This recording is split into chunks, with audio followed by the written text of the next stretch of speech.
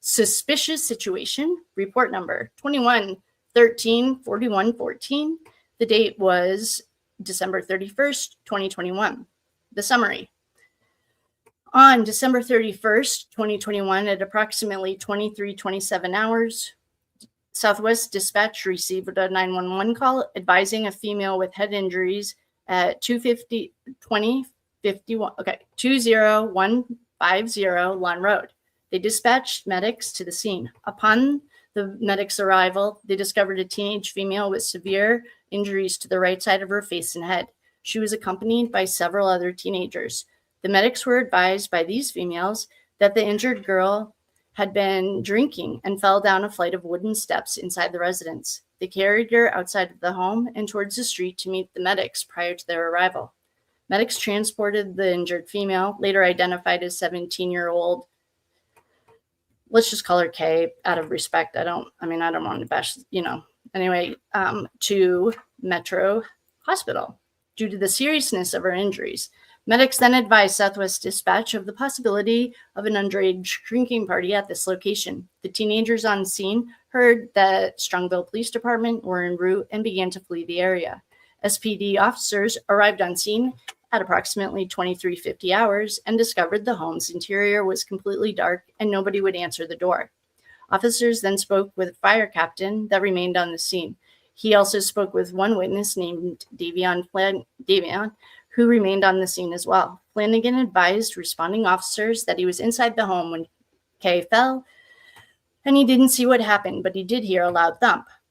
January 3rd, 2022. I was assigned this case mid-shift. Oh, so this is Detective, what's his name? Detective Andrew Bartlett.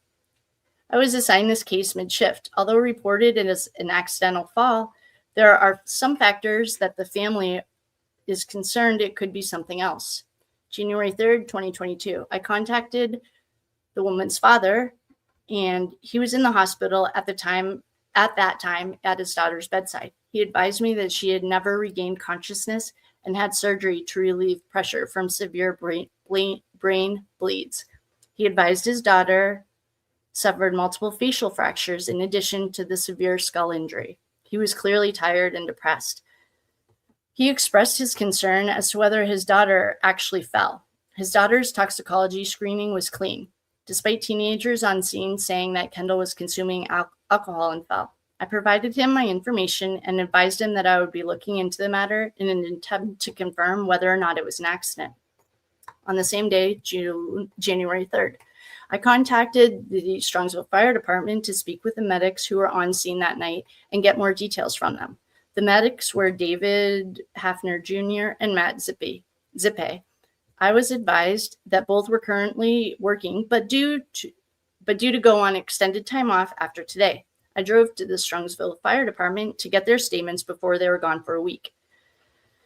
Both men advised that when they arrived on the scene, Kay was lying face upward with her head in the arms of another girl. They were next to a car on a gravel driveway. Hefner and Zeppe stated that there were approximately 9 teenagers on scene, 8 white females and 1 male.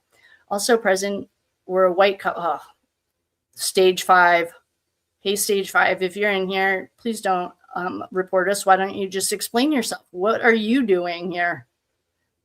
Mackenzie Shirilla's parents were also there, present. The medics stated that everyone was quiet on scene, and it was difficult to get information on what really happened. Eventually, one of the females present stated that Kendall fell down a flight of wooden steps, and then they called 911 and brought her outside. Perfectly normal. Another female on scene advised that Kay had consumed 1 White Claw alcoholic beverage prior to falling. The medics then asked if anyone on scene would contact Kay's parents to advise them of what had happened. Stage 5, Mackenzie Shirilla's mother, the unidentified 50-year-old white woman, stated that she could Facebook Messenger her mother. I would be so pissed. Kay's parents then arrived on scene. Her mother rode with her daughter. Well, I have a lot of questions. Like, what are these unidentified parents doing there? Why aren't they identified? Anyway, her mother rode with her daughter to the hospital, and the father remained on the scene and spoke with the police department briefly before responding to the hospital as well. Later, the medics faxed me their signed bullet point style statements. I will include them with my investigative report. January 3rd.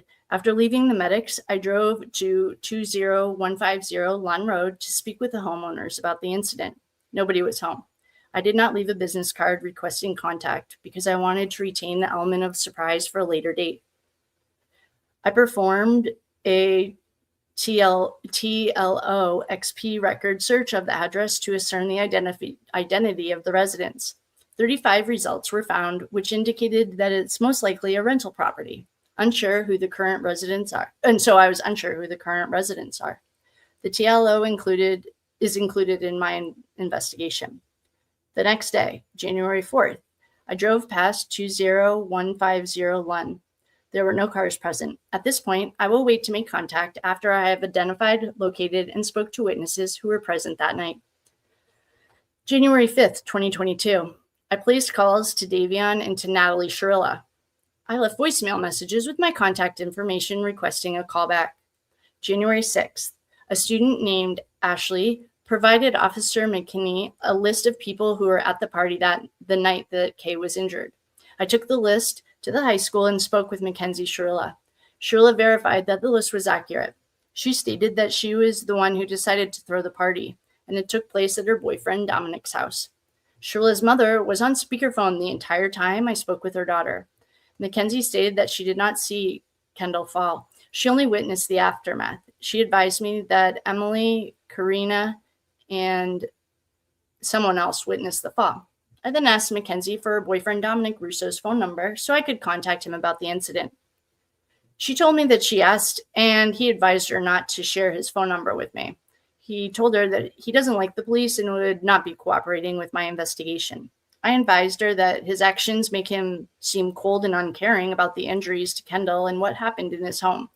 And she agreed and told me that she would convince him to speak with me before the day's end. Okay, wait, I need to pause and come up here.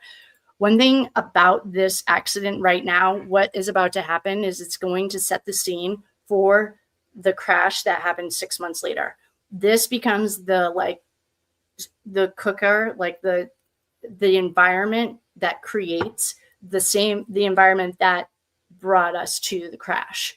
So if you haven't heard the 3 videos I've done on it, I'll drop them in the chat so you can catch up with us. One thing we haven't done together is actually read these videos. I have done, I think, 3 videos on it though. So we are all on the same page. This is important to share. That's why we're going to do it together. And then there's no misunderstandings. We're all just reading and watching the same stuff. Actually, this playlist has every single thing from this case in it, so you can do that if you'd rather break it up. It's broken up by bind over hearing, the FOIA documents, the jail calls, the police interviews, the body cams, the police reports. And this has every single one. So that's why this is important, because this sets the stage for the crash 6 months later, literally 6 months later. Okay.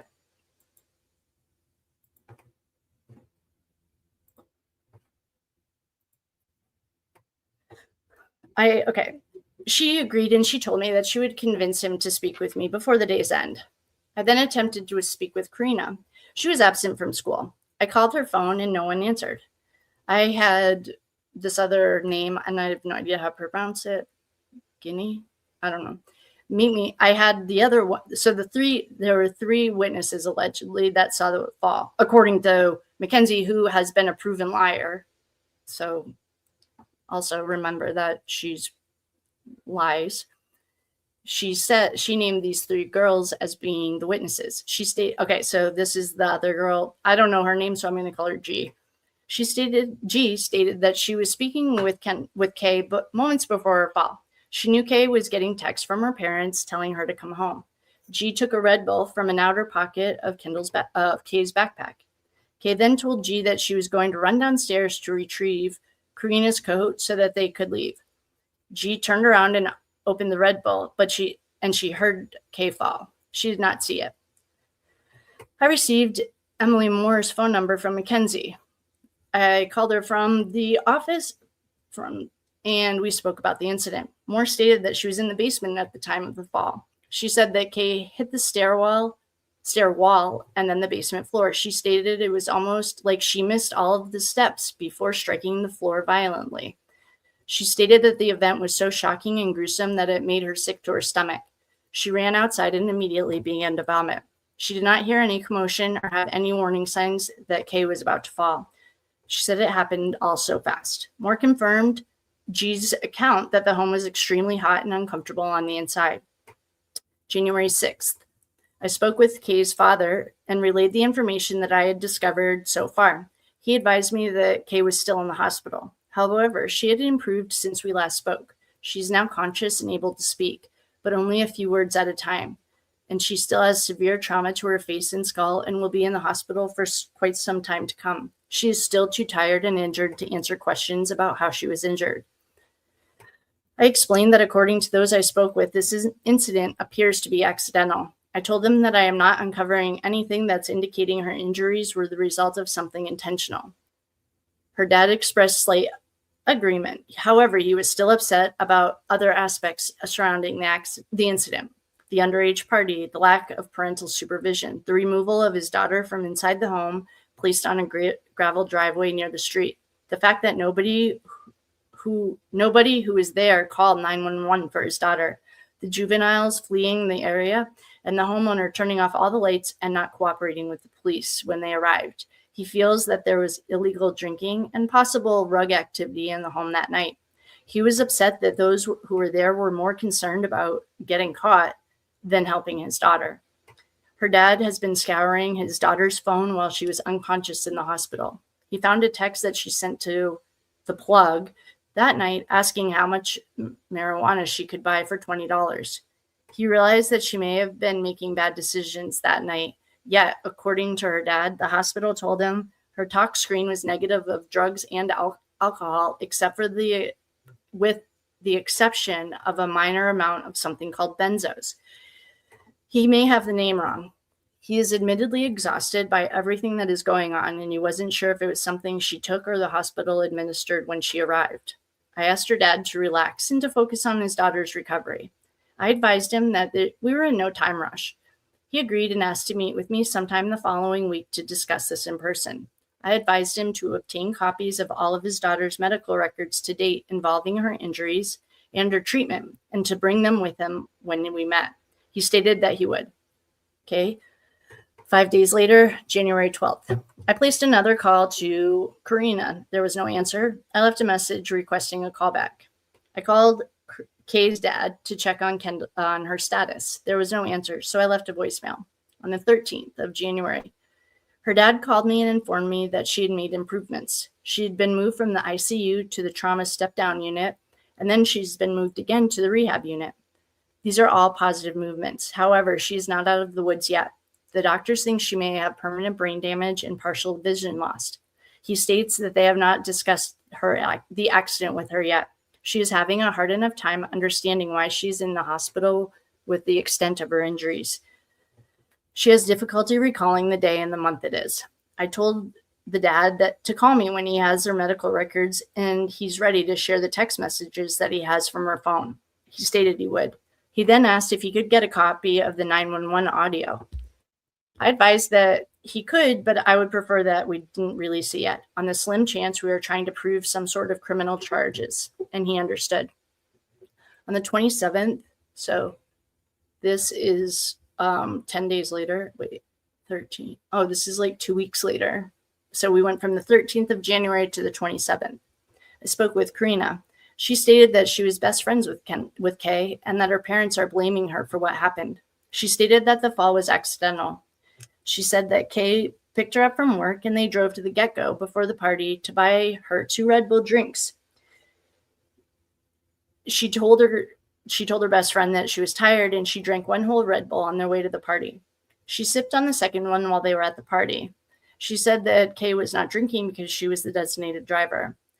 Karina said that Kay did not did take one hit from a marijuana blunt when they first arrived at the party. Karina stated that Kay was an experienced marijuana user and that one hit did not impair her. Also, the marijuana use was hours prior to her fall. In the meantime, she nursed one White Claw alcoholic beverage.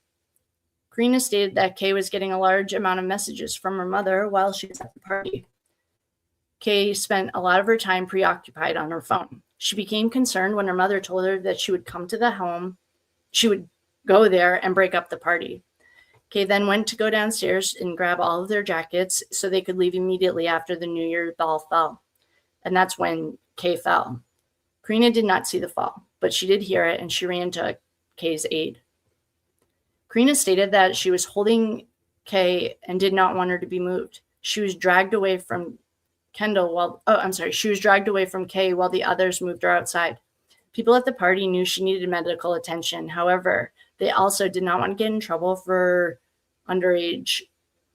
Karina stated that Dominic often, I don't agree with this comment. Just based on the text messages we had, I want to say Mackenzie bullies Dominic into hosting underage parties at his house on Lund Road. He rents it from his mother. He rents the home from his mother. He has no roommates that she knows of. She stated that she and Kay have been there a couple of times to a couple of his other parties in the past and had knowledge of how the house was laid out. Karina stated that the house had steep steps with metal edges. She also said that if I saw them, I would understand how easy it would be to fall. I advised her that Russo was not cooperating with my investigation. She stated that she would try to get photographs of the steps for me. And I have that text message right here. There's a text message exchange that I have right here. All right. They're still in Canva, but we can get the picture. Actually, I'll just download it so we can just look at them together. As I've been collecting the Snapchat, you can imagine that it's quite a project. So we are going to watch Karina try to get the pictures of the stairs from this little proven liar.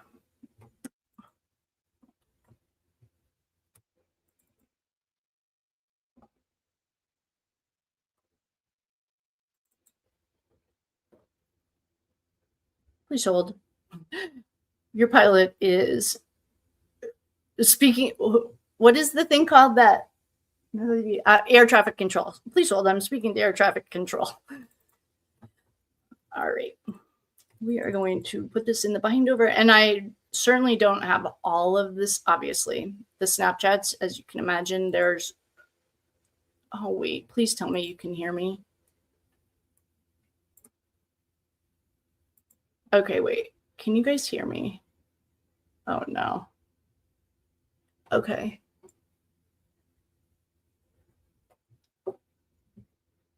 All right.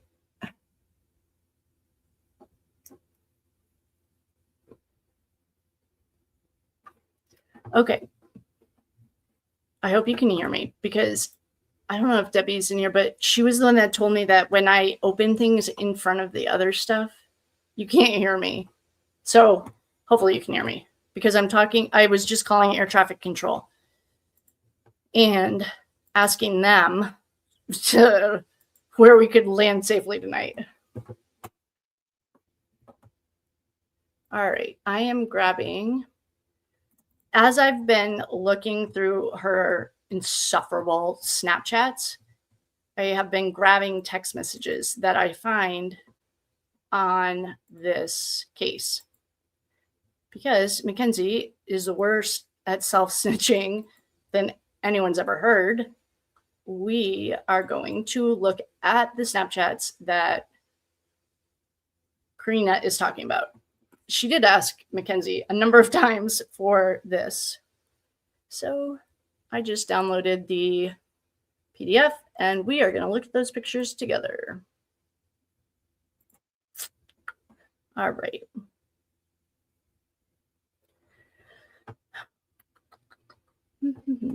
Thank you all for flying Conair. If you need anything, please ask one of your lovely stewardess, because right now the pilot is busy. Alrighty. Please tell me.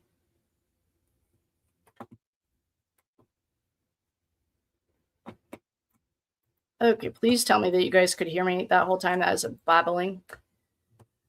All right. Well. Breaking and entering. Breaking. We don't need the breaking and entering. That's old news now. We don't need this. We don't need this. We need the stairs. Where did that picture just go? Or the... Oh, I just downloaded. Alrighty. Okay. If you can hear me, I'm going to log in on my phone and just make sure that you guys can hear me. Because if you can't hear me,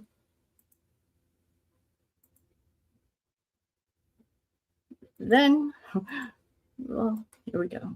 Okay. Here's Kendall and the stairs. These are in no particular order. Oh, we're on autopilot. Oh, and you can hear me. Okay, good. Awesome. Okay, cool. Okay, we are jumping into the Kendall stair incident text messages, okay? There is no particular order to these. I was literally just downloading them as I found them. But I know that this one is...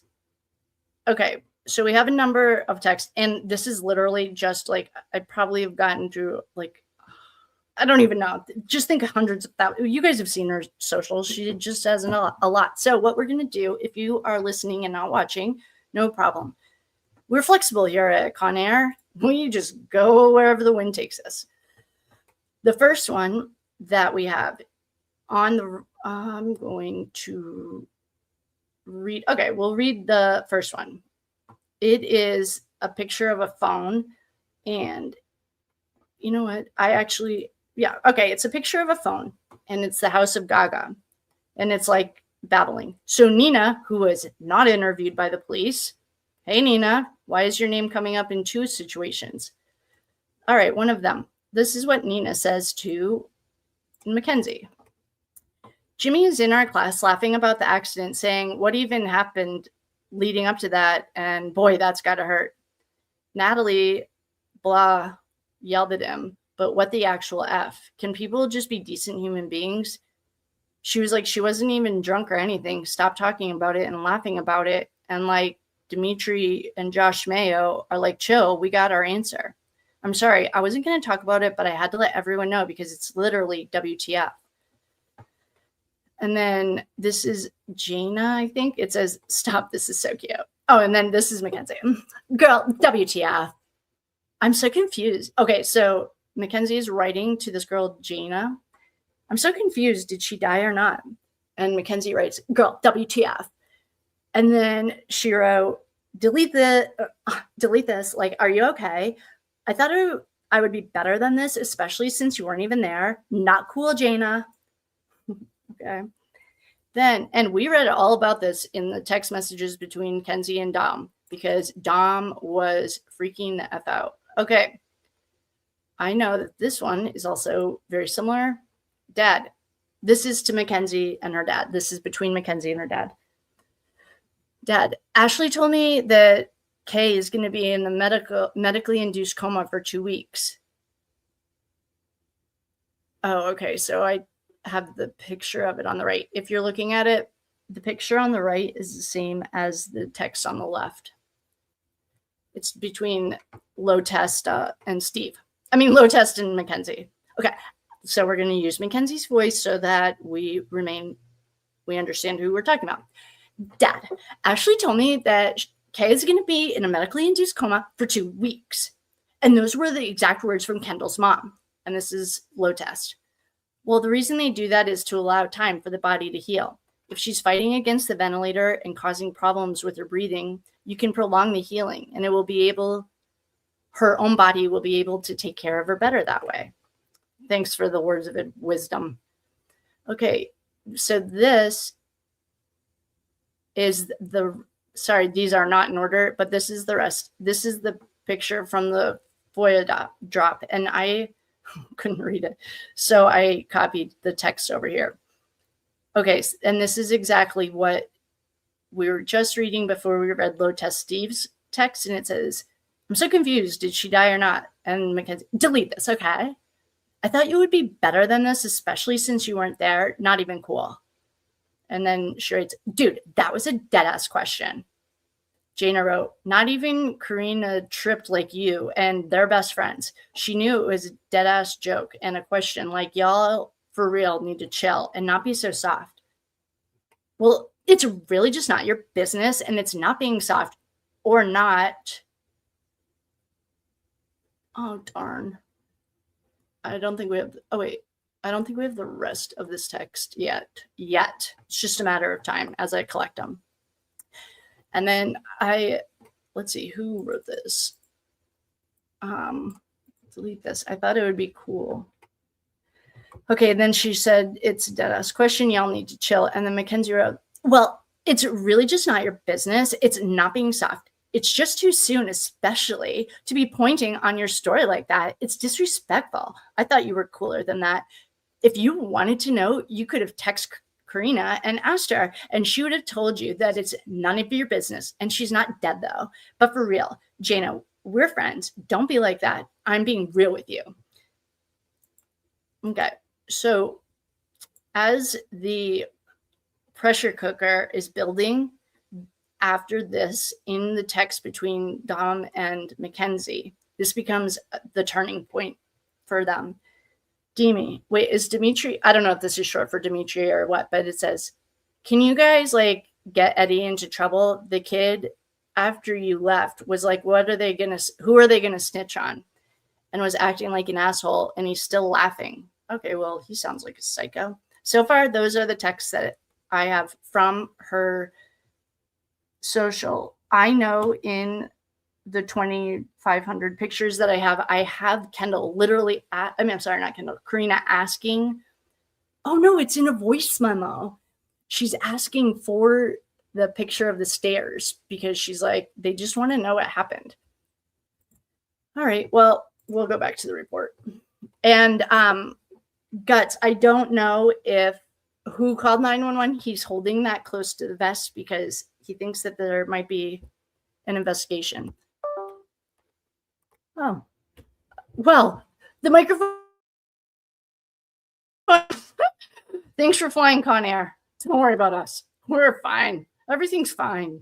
I guess I don't need it anymore. I've been saying that for 2 days, but now I really don't. I didn't even notice the light was on. Oh, God. Okay. All right. I advised her. Okay, she wasn't. Rusa is not cooperating. Yeah, he has no. This is where they all learn it, though. Okay, so now we're almost a month out. Okay, January. This accident happened on the New Year's Eve, so 12/31/21. A month later, Karina finally is talking, and he finally gets a statement from Karina. Then another month later, right? I think, yeah, 2/16. So now it's like Valentine's Day. I called and spoke with Kendall's parents in order to get an update on their daughter's condition. They stated that she has made a remarkable recovery from her accident. She regained her vision in her affected eye, and she's walking. She wears a helmet due to the portion of her skull that had to be removed. However, she is scheduled for surgery to repair her skull, and she will be well on her way to being all healed up. Her parents state that she's in good spirits. I asked if she recalled what happened to her that night, and they stated that she doesn't. Okay, so this is where we talked about this as a group. Like, this is where Kendall learns. There's a lot of learning things that happen. One of them is don't snitch. One of them is that everyone except Davion were more selfish than the value of human life, which is like not a natural human instinct. That's weird. And as a group, we talked about this because the spiritual side of this is what brought that to it. So anyway, she doesn't remember. And Mackenzie took a page from her book 6 months later, in my opinion. She has lost her memory from about 15 minutes prior to the trauma all the way through the following 2 weeks that she was in a coma. She has zero memory of that time period. She can't assist in figuring out what happened to her. Her parents are adamant that she was victimized. They are relying on verbal statements made by the medics and the hospital staff on the night that she was pushed down the stairs, in my opinion. They indicated that they thought there was foul play involved based solely on the magnitude of her injuries. However, according to her parents, the medical professionals never documented such beliefs in writing on her medical record. We spoke for 55 minutes about this case. I explained to them the obstacles in proving that this was anything other than a tragic accident. Despite their feelings to the contrary, I advised that I needed tangible proof. They stated that they would revisit the matter with Kendall's doctors to see if they would place their beliefs in writing. They asked if I would reach out to some of the children that were at the party one more time to see if they could shed any new light on the night in question, and I advised them that I would. They also stated that they had text messages from a male student at the high school who advised them that he may have witnessed the fall. They were going to forward me that information as another lead to follow up on.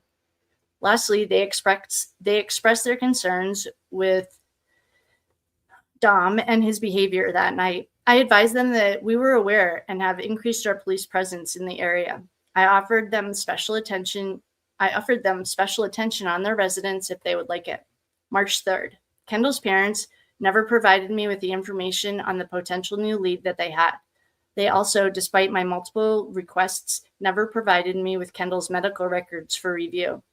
As such, all avenues of investigation have been exhausted. In conclusion, currently there is no evidence to contradict that this event was simply an accidental fall. However, there are indications that this fall took place at Dominic Russo's home while he was hosting an underage party where there was party favors. The evidence to the fact is only hearsay and nothing else. With a lack of physical evidence, there is nothing that I can charge him with criminally at this time. Underage party where juvenile was tragically injured as a result of a fall down the stairs. The party hosts and the majority of the guests fled after she fell and did not cooperate with medical aid, nor the subsequent police investigation that followed. Accidental fall closed. See Kendall follow-up in 22 file for additional. Oh, this is more Mackenzie delinquency. She got caught for shoplifting.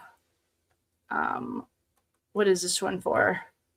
Kohl's. Yep. Okay. Oh, I think these are all Kohl's. Okay, Kohl's. These are the delinquents. Hold on. We don't want to go through all of her delinquent. We can do that at a different time. There's 3 reports that go to this Kendall fall. Oh, menacing. Yeah, she's psycho. Okay. If you're interested in these, let me know in the comments. We can go through them at a different time. Right now, I want to wrap up Kendall this fall because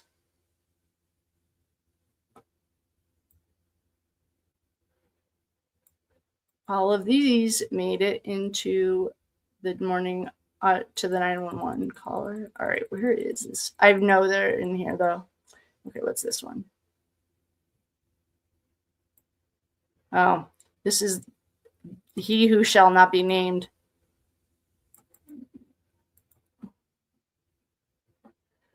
Okay, what's this one?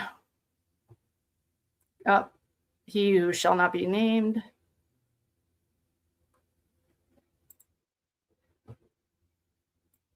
Okay, sorry. So I found this.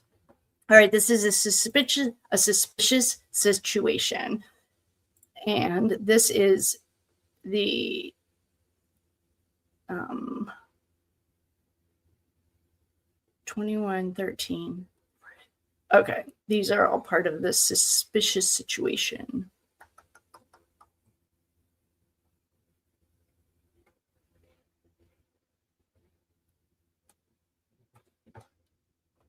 Mm. 21 report number 2131. Okay, here's the initial report. Oh, maybe Guts, we can find out in here if who called. Okay, this is Strongsville Police incident number 21134114.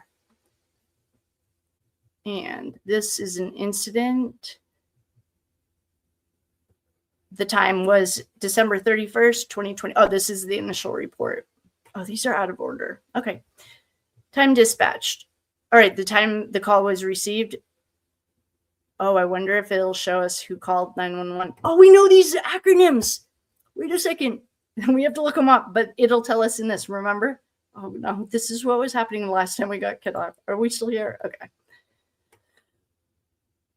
Hi, everyone. You're not late. There's no such thing. We had a lot of detours and some bumpy air. All right, so this will tell us. We have to look up these acronyms, though. Okay, so this was called out at 23:27, and they were dispatched at 23:49. Whoa. That seems really late.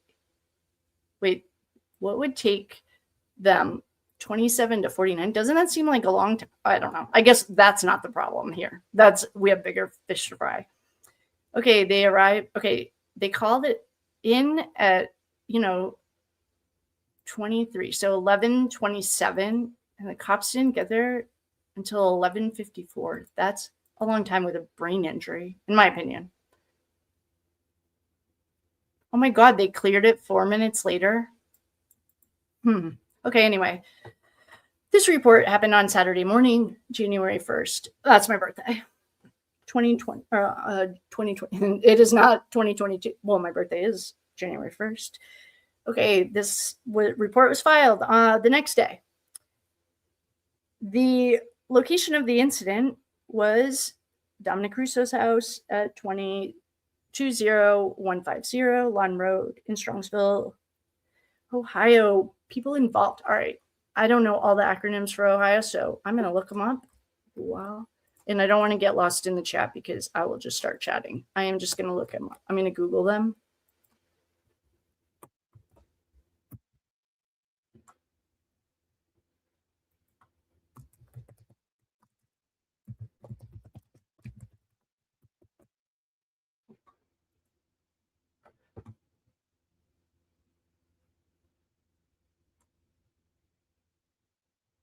Okay.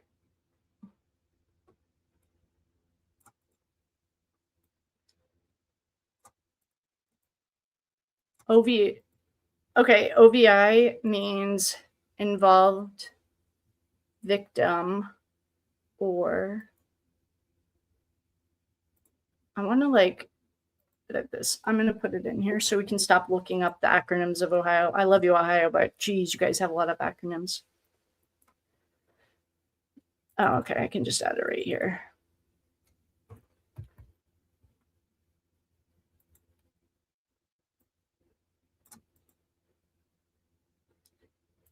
Okay. I'm just putting the acronym meanings in here because every single time we read these, we have to look them up. Natalie. Oh, okay. Well, we're going to figure it out. Dominic. Hold on. I have to pull these back. I don't remember how this was set up. All right. So Dominic, I don't know who I don't know who this kid is. This is not our Dominic, but I think this is just a spelling error. I don't know what the odds are that we have two. Perhaps we do. Okay. So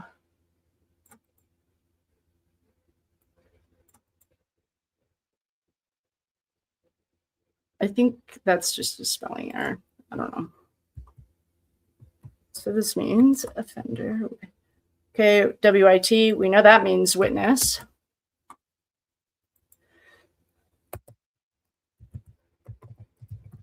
And Jason is involved and she's the victim. So basically all we needed out of this whole thing was offender, involved, or victim. Okay, got it. Now it is concerning that Natalie's number one. Maybe she did call 911, Guts. I don't know. Okay. now that we have our acronyms for Ohio. Welcome to Ohio. All right. So we have Natalie, Dominic. I think this is just a spelling error. Davion, Jane, the dad, and the girl. Officers, Matt McKinney. Wasn't McKinney in our bind over here? Wasn't he at the accident? Oh, there's Jacob. Jacob was an EMS though, not the Jacob that they're talking. Okay, I don't know if these guys are important. If anyone else wants to Google it, please do. Okay. The type of response was the police assisted the fire and the EMS. There was no weapon used. Residential home. The case has been solved with no prosecution. What is this date? Oh, this is the day after it happened. So his report, anyway, builds on it. On December 31st at 11:47, I responded to 20150 Lund Road for the report of a medical for an injured female. Strongsville Medic 4 transported the grievously injured juvenile female to Metro Hospital for treatment. No witness on how the Vic was injured were present on scene. Investigation continues.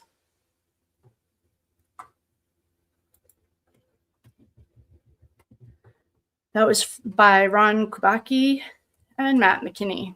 Strongsville Police, page 2, incident number 211-34114. OIV. You guys called these like also operating vehicle. Like this is also what they tried to charge Mackenzie with, isn't it? OVI? Wait, OIV? I don't know. I'll Google it in a second. Anyway, who is this person? Oh, this is Natalie. Oh, she's the victim. Yeah. Okay.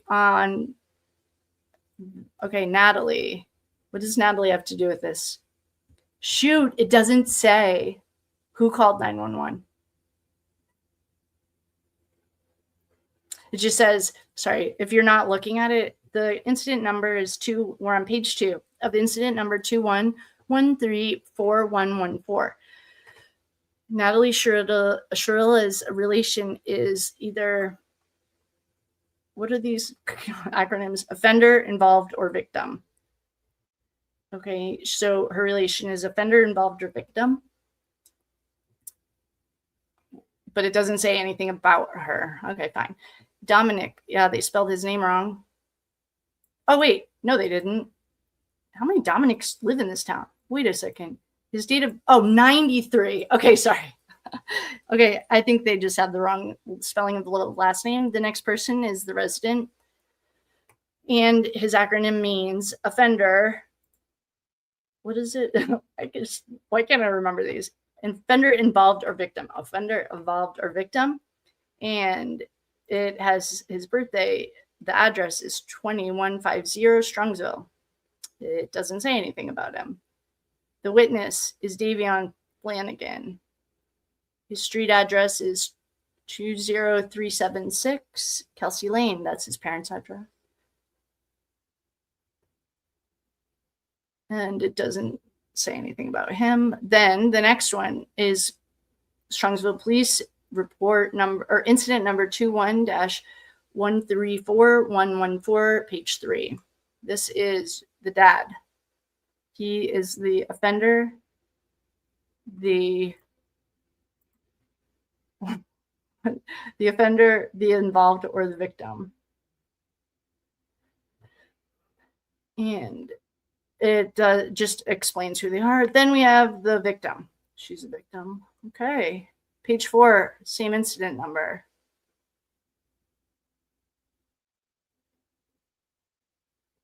Wait a minute here.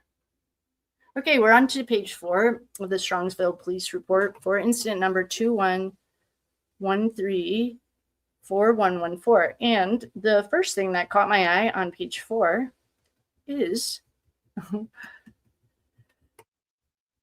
a 2018 Toyota Black. Oh my God, this is Mackenzie's car. I remember the 369 in her license plate. Why did her car make this report? Maybe it was sitting in the driveway. This is Mackenzie's car. vehicles involved in the incident. This is interesting.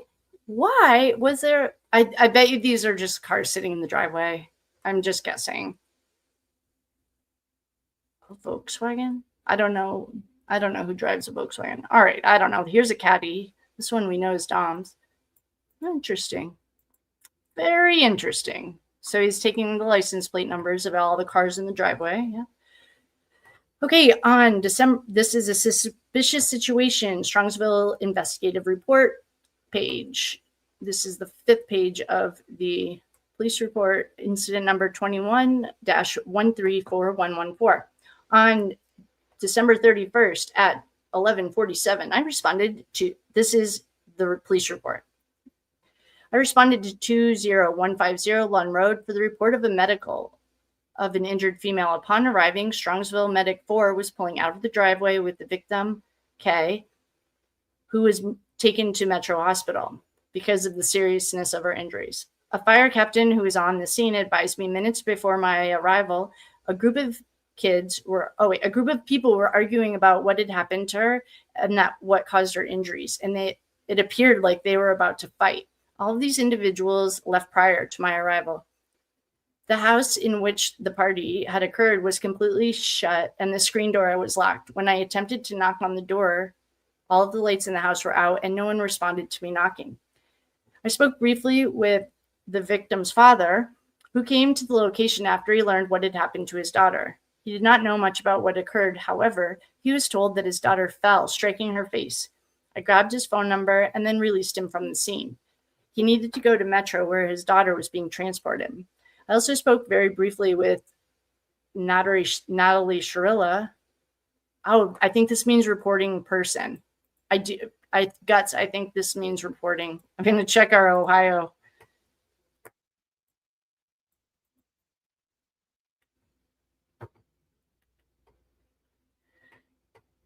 Yes, it is. Person reporting to police or reporting party. Oh, it was. You were right. You were right. It means, where's our little psychopath's mother? Okay. She was the reporting party. Interesting. Conveniently interesting. All right. I'm going to have this. So we have more acronyms. If anyone's from Ohio and can break this all down, please do.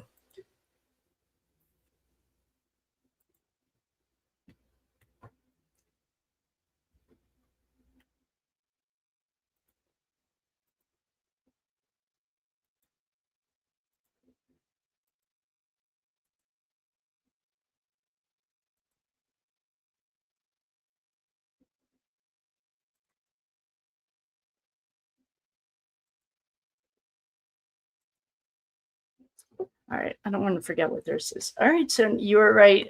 Guts. Natalie was the reporting party. Okay. Natalie, who is the parent of one of the people at the party. Natalie did not know any more information than I did, aside from being the person that summoned the police to the location. Well, that's suspicious. That's suspicious. If you have underage kids drinking and you have a parent call the police, I could ask so many questions. Okay, Natalie didn't know any more information than I did, aside from being the person that summoned the police. Oh, I wonder if this is in the FOIA doc or the FOIA drop then. Interesting. On the scene, I spoke with Davian Flanagan, who stated he was downstairs playing pool at the time that she fell. I literally still think she was pushed. Davion stated that he only heard a loud thump from upstairs. When he went upstairs, or when he investigated, he found Kay was injured. He stated he stayed with Kay until medics arrived. Davion did have an approximate 6-inch circumference bloodstain on his white t-shirt on the left shoulder, where he presumably had been holding Kendall's head to keep it steady.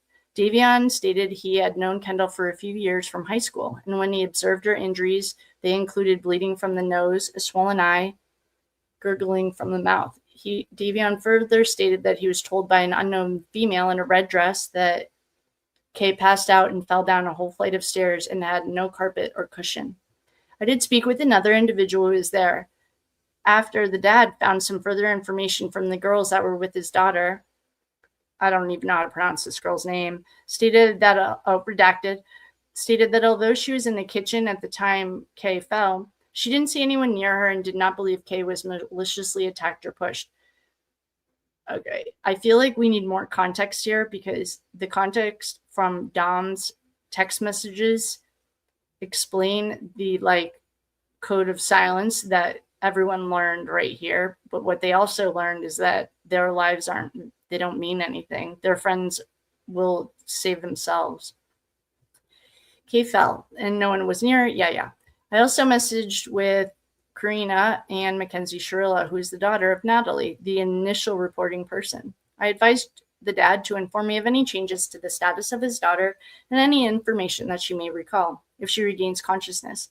The dad stated he will have further names to provide me of those at the party, and his wife asked around the parents of the teens. Davion also made a statement that the home is occupied by Dominic, who hosted the party, and he thought he may have passed out in the residence. Oh, that's nice of him. A Dominic Gluza was previously associated with this address and has been added as an IOV. Davion also believed that Kay was intoxicated and had asked me questions regarding the fact that he believed Kay drank little alcohol, however, appeared to him to be extremely intoxicated. Oh, this to me goes to the she got drugged. That is just my opinion. I think that explains it. She drinks little alcohol, but she appeared to be intoxicated. In my experience of my girlfriends that have gotten drugged, that's what happened to them. He also stated she doesn't drink normally. To me, this is screaming drugs. She got drugged, not she takes drugs.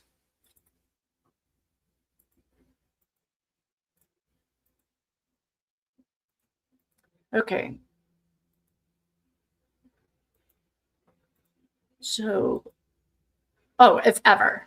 Davion indicated that there were more underage drinkers at this location, but he didn't recognize many of the people here this evening. The girl whose name I don't even know how to pronounce also indicated she believed Kay was not sober. I don't buy it. But in my experience with my girlfriends who have been, when I've been out and something has happened, this is how they behave. And it's not like they behave that way. It's the effect that it has on them. I don't want that one. I want this.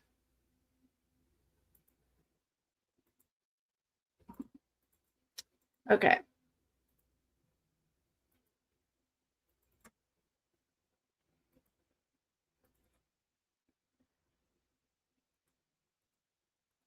God. Could you please not tonight? All right. Anytime. I don't know. All right. I was going to do that a different color. Anyway, she appeared to be intoxicated. I don't buy it. Anyway, that's page 6. Now we're on to page 7. Incident number 21-134114. Investigative report follow-up. On January 3rd at 21:30, I spoke with Alicia Enstrom, who is the mother of Ashley, a very close friend of Kendall's.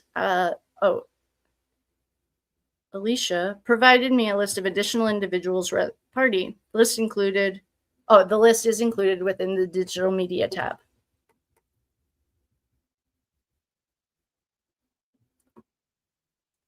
Okay, and now this is the name who shall not be named. Okay. There's one more police report that, what is this delinquent doing here? Oh God, she's still trying to get our friend arrested. Okay. All right. I know that there is another report though. Oops.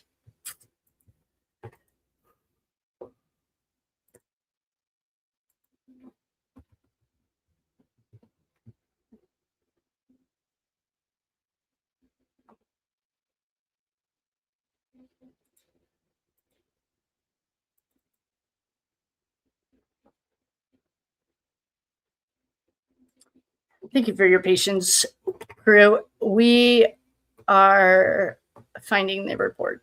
I know there are 3 reports, and so now I'm just looking for them. I didn't put them together because I was not planning on presenting this tonight or going through it together, but because we're on Conair, we're flexible, and that's how we roll.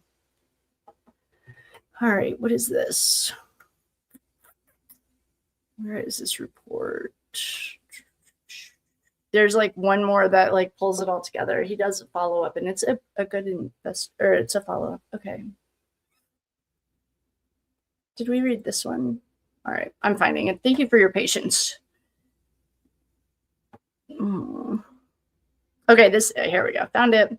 Supplemental follow-up.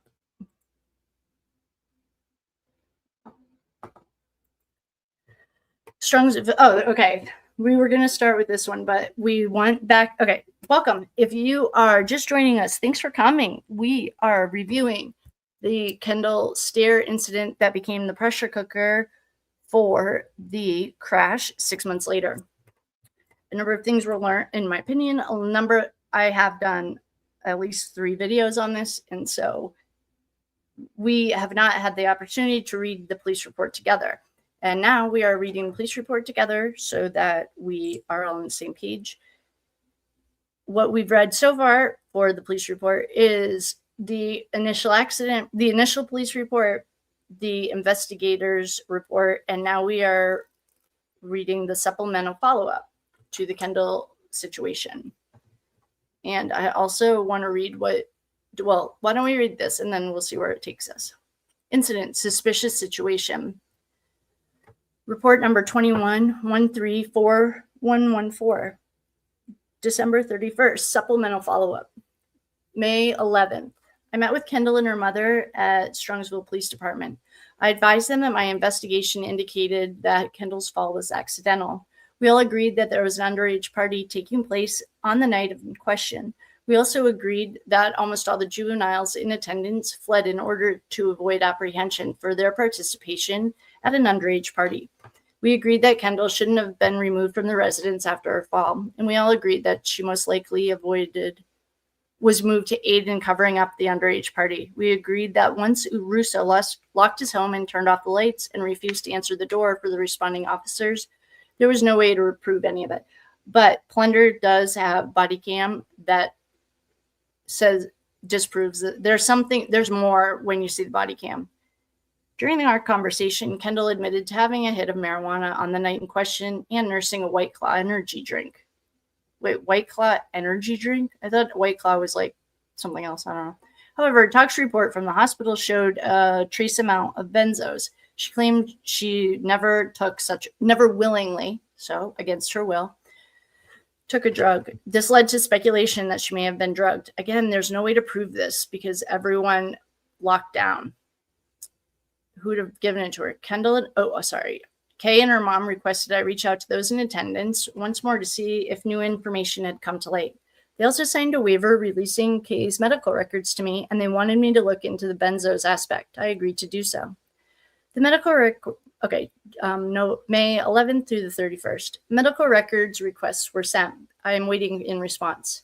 I called a few juveniles I had we're missing another one when he goes to the school and talks to Mackenzie. Oh, wait, maybe this is it. I called a few of the juveniles I had originally spoke with to see if they had new information. Mackenzie and G did not. We are missing one of these because he goes to the high school and speaks to Mackenzie. Did I read that tonight? Okay. I called a few of them, and after I originally spoke to see if they had new information to share, they said they didn't. I then reached out to another juvenile that was allegedly at the party. One of them spoke with me, and her name was Taylor. She advised me that she actually witnessed. This is convenient, but okay, this is what she's testified, like she's doing. I witnessed Kendall fall down the stairs. She stated that she dropped something that she was walking towards the steps. She thought it was her phone. However, she wasn't sure. She saw Kay bend over and pick up the item. When she did so, she lost her balance and fell head first down the steps. She stated it was an accident and nobody pushed her. I asked her if she would email me a statement, and so she agreed to. I've attached it. I also recorded our conversation I also had a recording of our conversation made by dispatch, and I will enter it into evidence. The more I investigate, the more I find this matter was accidental. Irwin's account, what she saw, helped to explain Kendall came down the stairs abruptly and head first. It also helps explain why the injury was so traumatic. I will relay what I found to Kendall and her mother. In light of her statement, I see no need to investigate further. I called her mother and advised her of what Irwin had told me. Okay, there are more reports, and so we're going to find them.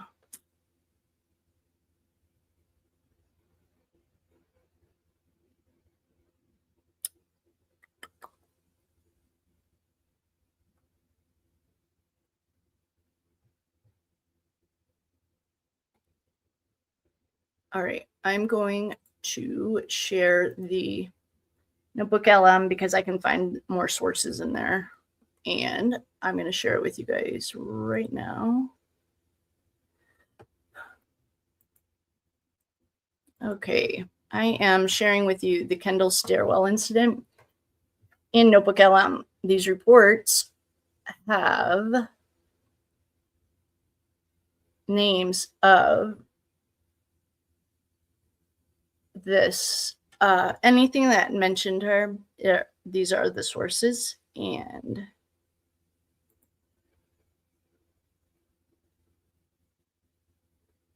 okay, so we are going to read the metaphysical and why this is not adding up to me. To me, this doesn't add up. And I haven't even seen the police body cam yet. But actually, why don't we find it on Plunder? Why don't we watch it together? Because I haven't seen it yet. And I can look for the other reports while we watch this, because I know there's more. All right, Plunder.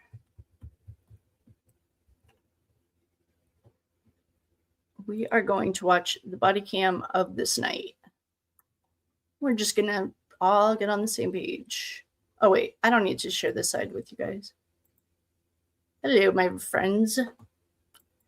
I'm scared to refresh it because I don't want to lose you guys, but I do want to find this video that Plunder posted so that we can.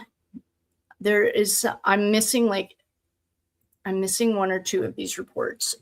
I wish I had known. Well, you know, that's the good news about flying Conair is the flexibility that we all have, because I had no plans on talking this out tonight. But here we are. So I appreciate your patience. Thanks for flying with Conair. I am going to find this call.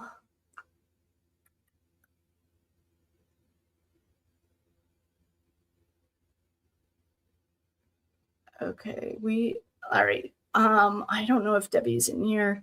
She sent me the link, but I can't believe this microphone has not been working all night. Of course it has. All right, I'm gonna share this screen with you guys. I might have to refresh you because I can't make myself smaller. Well, if I don't see you, I'll jump back on and say goodnight. If I see you and if I'm quiet for 2 seconds, I'm just refreshing it so I can see you. Please hold. I want to see if there's any other way I can do it. No. All right. Please hold. Is there anyone I need to thank? Hello.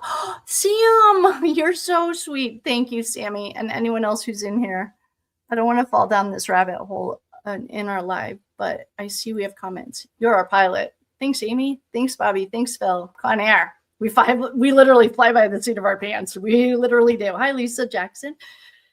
Vacay. Yeah. Okay. Hi, Lisa. Hi, everyone. Lisa Jackson.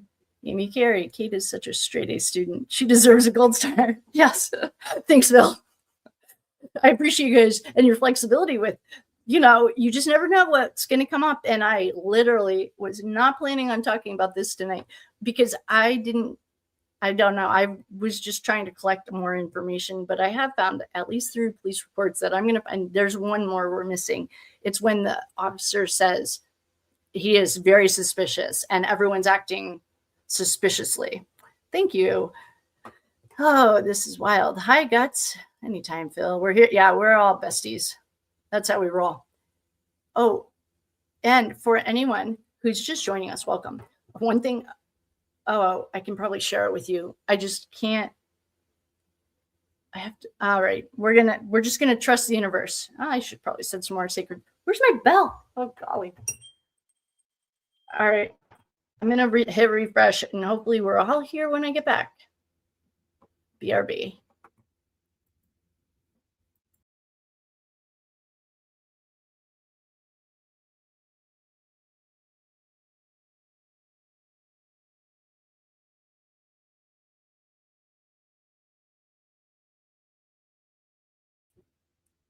Ah, it worked.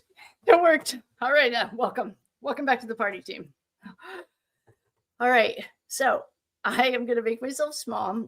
We are going to watch Plunder's video of this, and I know our friend Debbie. I haven't seen her. She might be sleeping, which we are all doing. Thanks, Phil. Thank you. Kate, you should start calling her Voldemort. Who?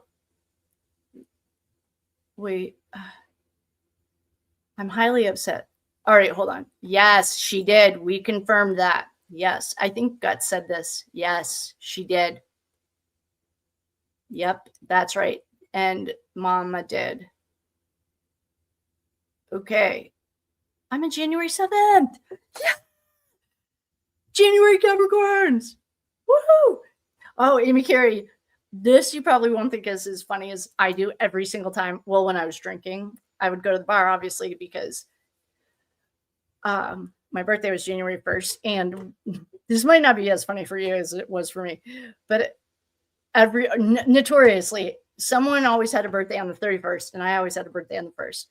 And the first time it happened, I just thought I was so funny. I wished the person happy birthday. And then I asked her, or it might have been him, how it felt to be last. And I thought it was so funny. They probably didn't think it was as funny, but I don't know why I thought it was so funny. The point is, happy birthday. And I do want to start a birthday thing. I also started a map. We have a world map for our friends that aren't in America, and we have a map of America for our friends in America. So drop where you're from in the comments so I can add you to our map. Not your name or anything, just a little thing. If you didn't see it when you got here, then you might have, it might be on the old thing, so you won't see it in a replay. But I can show you our map, assuming it's still up. Oh, who knows? I don't even see it. All right. What we're going to look at is Plunder's list. I know Debbie, our friend, I have not seen her tonight. She could, have a life. But I don't know which one it is. So I am going to share it with you guys. So if you see it. All right. Her dad calls 911. Wait a second. We heard this 911 call. This is in the short I just posted about her wanting to unalive herself. She hit a person and he literally says, this child's going to be the death of me. Then I didn't mean to hurt them. Does anyone, you know what I could do? If anyone, I should probably get caught up on my, yay, Pennsylvania. Yeah, Canada. Yay. Hi, Tosh. Yeah, Houston. Oh, and birthdays. Oh, fine job, team. Hey, guys. Oh, Jamie, welcome. Welcome to the flight crew. All right. So, Jamie, I don't know if you and Debbie talked. I guess what I could do is log in. I will log into my email and see if I can find her email about this. What we're looking for, if you're just joining us, welcome. We went on a tangent tonight because this is Conair and we never know where we're going to land or where we're going.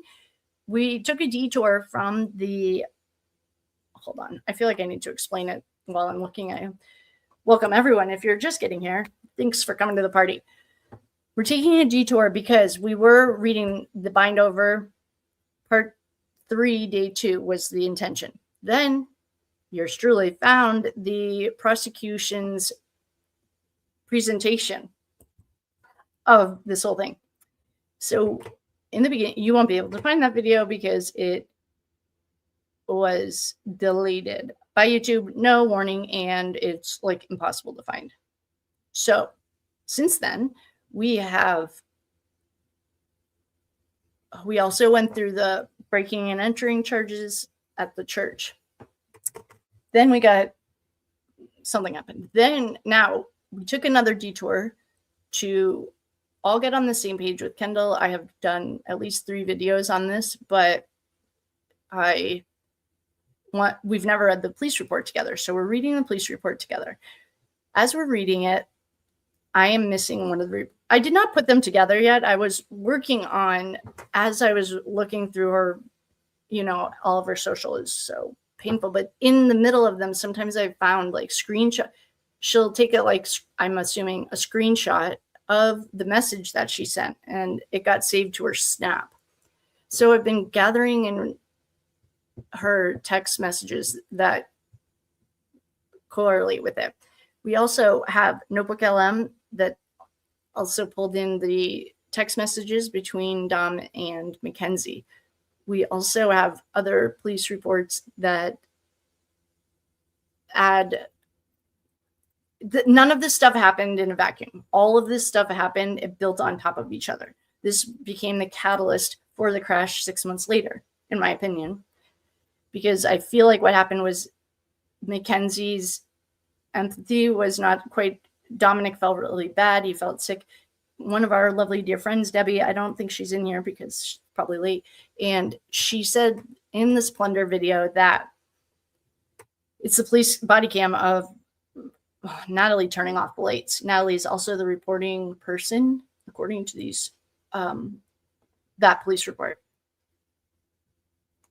But in my opinion, I have to find, there's one more report though I have to find when he explains in detail her injuries, and I just don't think that she fell. I don't buy any of it. But there was a witness who said that she witnessed the fall. I think that's pretty convenient, personally. It's like 5 months later in May, June, July. So technically, I guess it's 3 months later. But if anyone knows the name of this report or this video from Plunder, or can look at it or look for it, let me know. Because I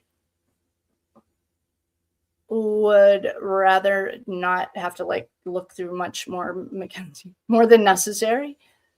Yeah, the bankruptcy is not a big deal. Comparably speaking, Mackenzie calls 911 on her own hit and run like a psychopath.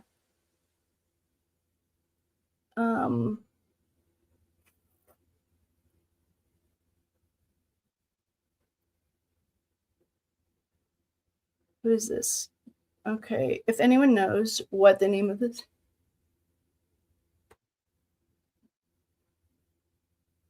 Wait a minute. What is this about Brian Coward? Oh, I am interested in that. All right. Does anyone know what we're looking for? 2:27 a.m. Snapchat. All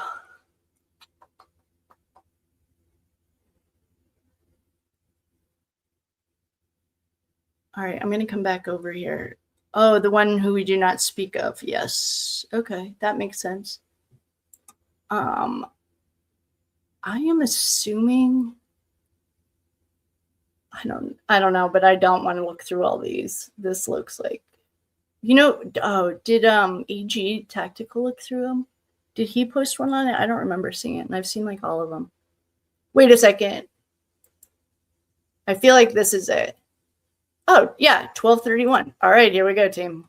Get ready. I have no idea what to expect. Thank God you ride Conair. You don't expect anything either, because you never know when you're going to get there. Okay, we have Miss Plunder. Thank you. Shout out to Plunder. Obviously, she is the one who is. I do remember her paying a lot for FOIA requests, and I don't remember if it was, I don't know what case it was. So, all right, we have cinema mode on. Oops, yes. Okay, we have expanded about being responsible. Okay, we don't have a microphone. Hopefully everything's okay. I am going to back it up, and we are going to enjoy Plunder. If you can't hear it or if there's any problem with the sound, please let me know because, we're on Conair. All right, here we go, team. Because they hate my guts that I support Mackenzie Shirilla. Okay. Not my house. Right. I don't know whose house this is. My daughter was here. Okay. She could. They said She's the one that called me. They called us, so we. Hey, if you got to go to the hospital. Hold on, our friends. Do you guys mind if I adjust the lighting to this? I know when we're doing real things, you don't like it when I do that, but yeah. Jamie, are you in here? Do you mind if I adjust the lighting so we can see it? If you do mind, I won't. If you don't mind, I just want to make it a little bit lighter. I feel like a little old lady. I'm like, it's too dark. All right, I'll just leave it. Here we go. We'll go. Yeah, I do. So we ran over. We're down the street. Oh, you get a number really quick? Yes. And you got an idea. He was playing pool downstairs and actually stayed to help. One of the few people. I'm trying to remember. I'm not sure. 21, are you? Might be. 21.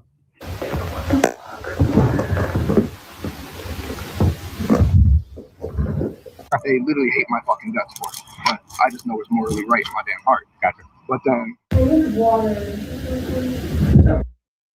or something, but apparently she was just sitting at the top of the stairs and then just fell.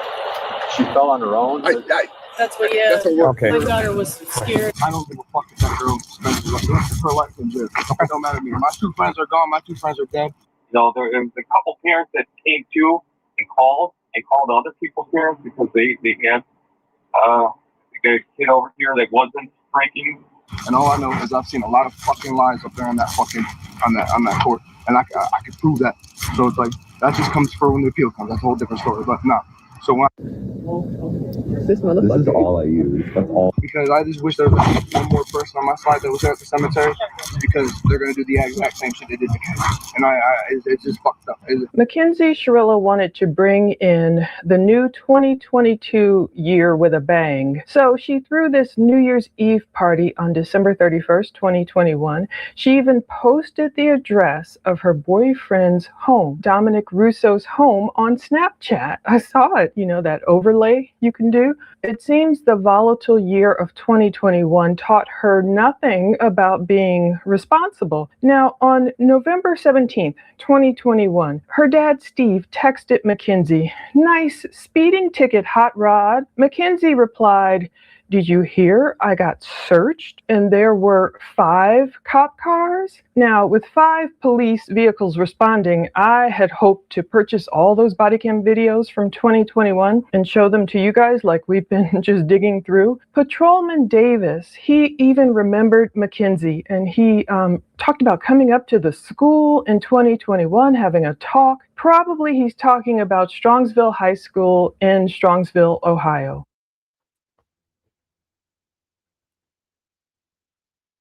It's Strongsville, by the way, not Strongville, I've heard people say. Anyway, alas, police in several jurisdictions up there, Northeast Ohio, I checked 1 billion of them. They searched hard for this event, but they couldn't find those videos for us, unfortunately.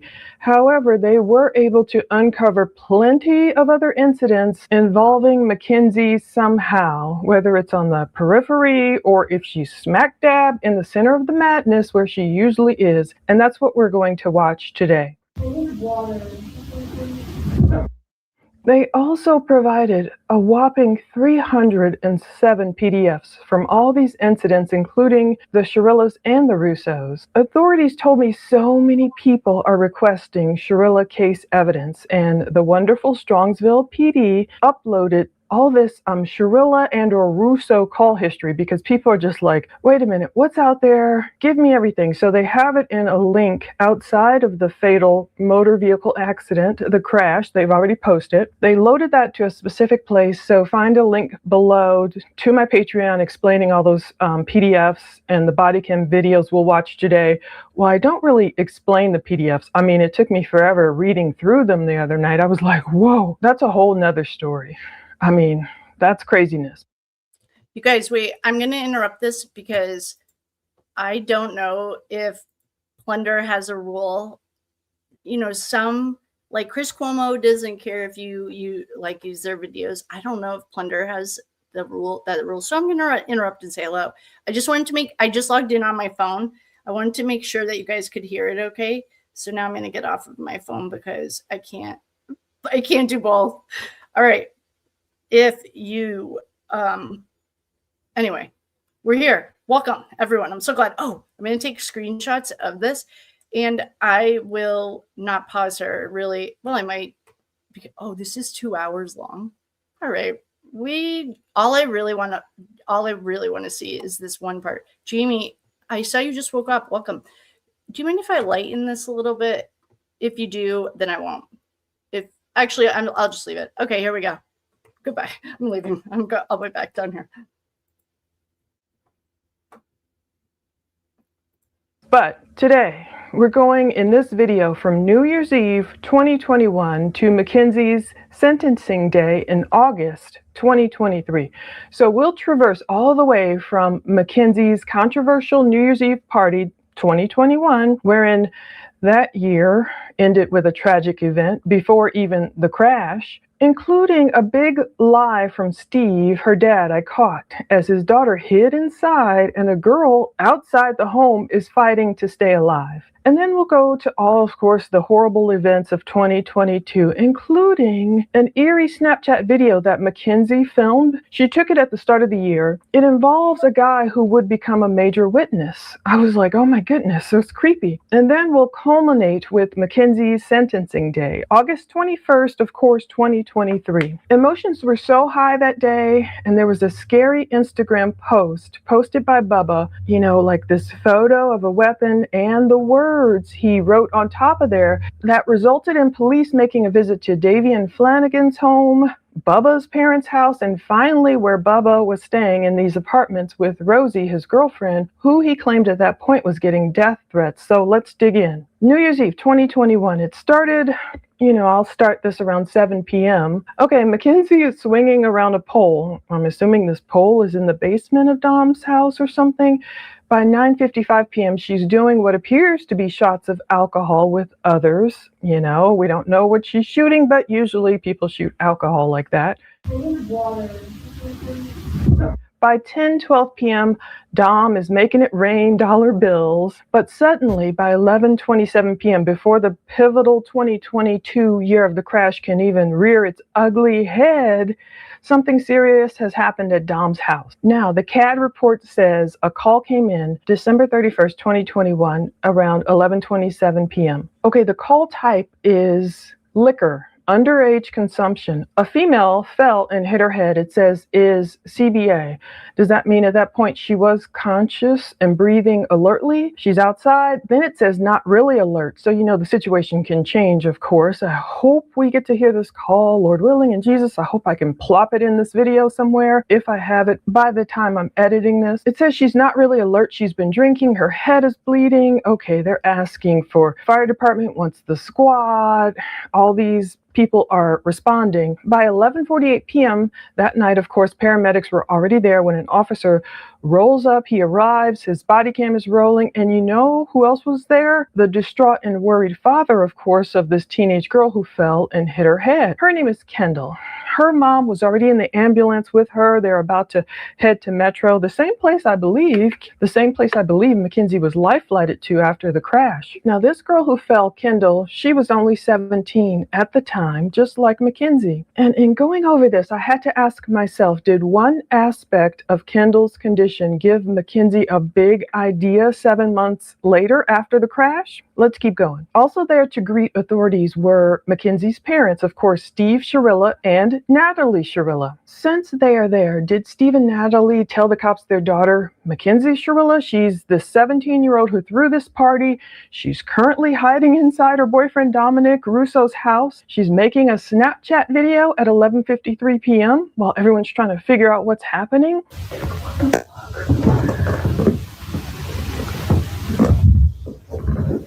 Actually stayed to help. One of the few people. The fudge. I'll say fudge, but you know what Mackenzie always says. And shout out to Ryan's Real Reactions right about now. Happy birthday. That guy cracks me up with the way he analyzes Mackenzie's videos, and oh my goodness, I was laughing in the middle of the night when he's like, the jail calls say, Mackenzie wrote a song, Mom, jail sucks. What the fudge? It's like she's just that ridiculous. But we can tell at this point, Mackenzie is inside Dom's house, freaking out. You can kind of hear her running around. Kendall is being eventually transported to the hospital. She's going to begin this long fight for her life. And we can hear Mackenzie with her typical WTF, cursing quietly, hiding, lights out. You can see the blue lights of the authorities flashing outside her window in the Snapchat video. That's how you know the police are right outside. She's not in her home. I know Mackenzie lived close to Dominic, but it wasn't like right across the street where the blue cop lights would flash into her home as well. She's in his house. She's not in her home. Mackenzie was always self-snitching via Snapchat. Maybe she thought they would all disappear, but she was always like, let's break into a church. Okay, let me film the evidence for you, officers, and let me hide from the cops New Year's Eve 2021. Okay, the fudge. It's ridiculous. I only laugh at her ridiculousness, not at the seriousness of the situation. Let's watch as this fire chief gives the cop the lowdown after he arrives on scene. Recording. Dispatch recording. 10-4.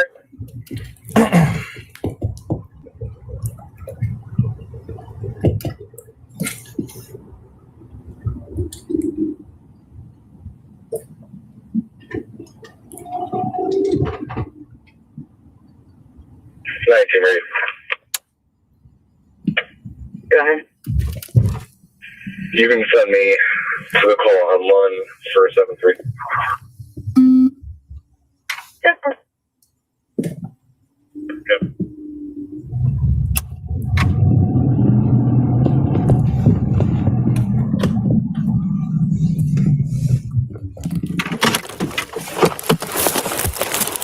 Oh, hi again. What's going on? These guys are leaving. There was probably a crowd of 10 kids. They were all fighting. Okay. And there was a whole gang of them, and then literally, like a minute before we got here, they all just dispersed. Off? Okay. Kind of non-issue now? This girl, Strongsville, my reporter's bed. she got her face smacked in. She's unconscious, so I think they're fighting about what happened to her. Okay. So, Everybody seen how that happened, or? no, we don't know. Okay. You might want to talk to the gentleman. There's my daughter. Okay. I want to go down. My wife is with them right now. Sure. I don't know what happened here. Okay. This gentleman in the white was here. Apparently brought her out. That's my son that's with them right now. Okay. This other parents showed up because they called 911. How old's your daughter? She's 17. Okay. Okay, if you could hear that, I transcribed it. Been working on this forever. There was probably a crowd of 10 kids, the fire chief says. They were all fighting, a whole gang of them. And literally, like a minute before you got here, they all dispersed. And so, of course, in my head, I hear Kanye's All Day. At that moment, I dispersed. I love that song. You already know. Okay, sorry, Plunder. I can't. They called me. They called us, so we. Hey, if you got to go to the hospital, go. Yeah, I do. So we ran over. We're down the street. Oh, you get a number really quick? Yes. And you get an idea. That's the camera. Or that's Or something, but apparently she was just sitting at the top of the stairs and then just fell. She fell on her own. That's what, That's a Okay. My daughter was scared. So Steve Shirilla is approaching, hands already in front of him. Not my house. No, I'm not making fun of his stuttering. Believe me, I have been there. So it's just people have kind of noticed a trend with him. His tells when he says things 3 times, he might be kind of like, of course it's not his house, but he's kind of getting ready to fudge and tell lies by omission. Jason's like, I don't know whose house this is. Now this is a distraught father. He has seen his 17-year-old daughter in the worst way. He doesn't know if she's going to live or die. And notice, the Shirillas don't jump in and say, oh yeah, it's Dominic Russo's house. Our daughter is the one who threw this party tonight and blah, blah, blah. No. But Steve is like, I'm so sorry. My daughter was here. Okay. Not my house. Right. I don't know whose house this is. My daughter was here. Okay. She could. They said She's the one that called me. They called us, so we. Hey, if you got to go to the hospital, go. Yeah. I do. That's So we ran over. We're down the street. Oh, you get a number really quick? Yes. And you get an idea.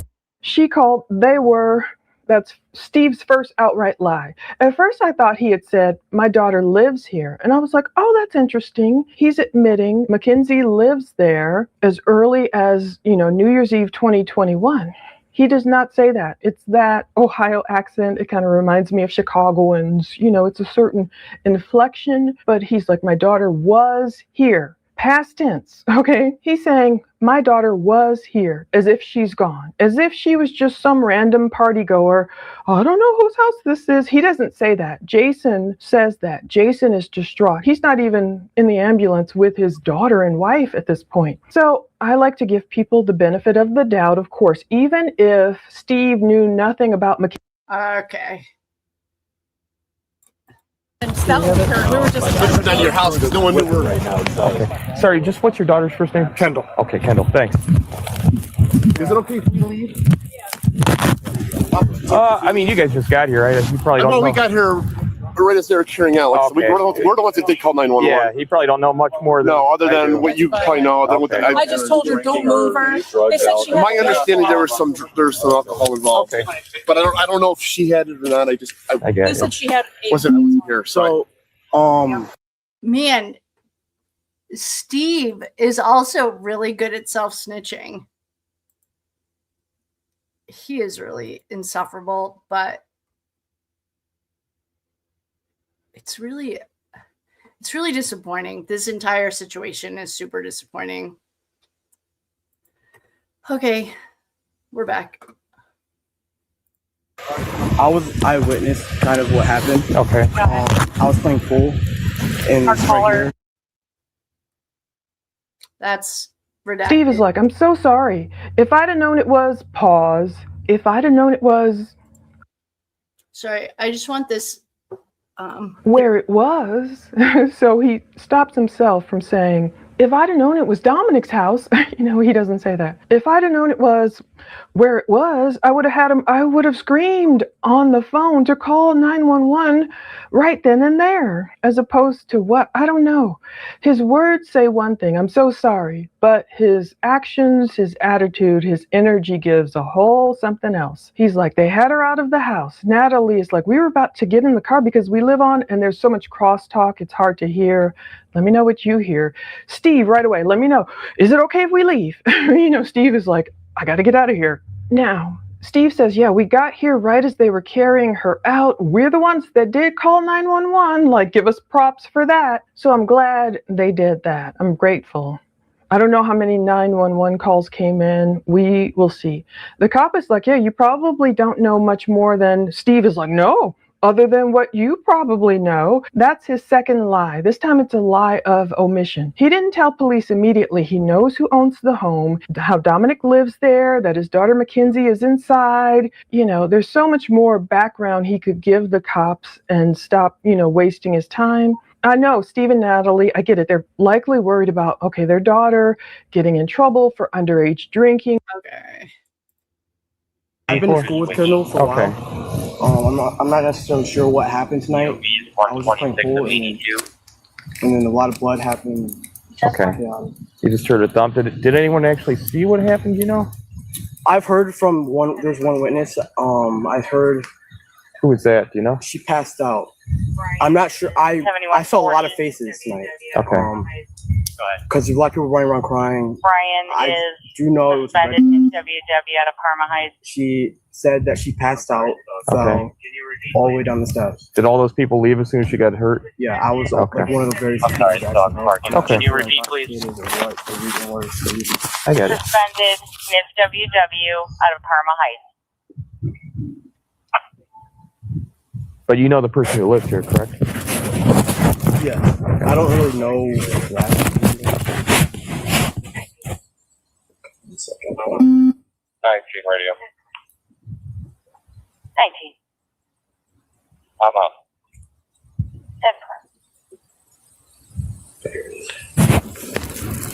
10. Okay, let's see here.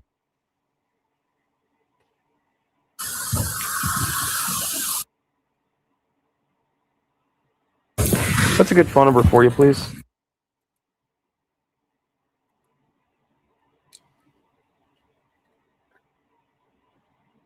Playing pool, you're at the dump. And then you came upstairs and you found her, basically? She was already on the floor downstairs. She Okay. fell all the way down. And So she was bleeding out of her nose. okay. Her eye was swollen closed. Her mouth, I'm not sure if it was blood that went into her mouth. And she also didn't respond within a minute because that's what it said when I looked it up. Respond in the call. So that's why I did it right away. Okay. Is anybody else trying to help her? She was gurgling. Yeah. Okay. She was gurgling, so I opened her mouth for her. Okay. Give me 1 minute. I'll be right back with you.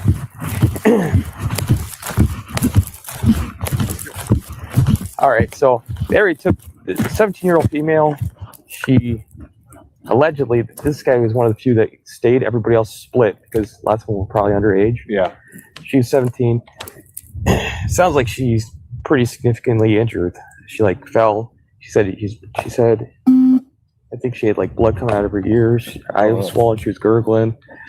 She according to one of the witnesses who isn't here. Davian is was kind of a witness of her falling down the steps. Steve starts touching his heart in a way, and you hear Natalie saying, "Oh, poor honey." And Davian is describing it's a really slick, blotchy wood, no carpet over the steps. And I might be able to find photos, maybe not. Now, one of these PDFs from those 300 and something I just got the other day, it contains so many photos from this investigation. I didn't even know it had happened, but I'm not sure which Russo home it's in.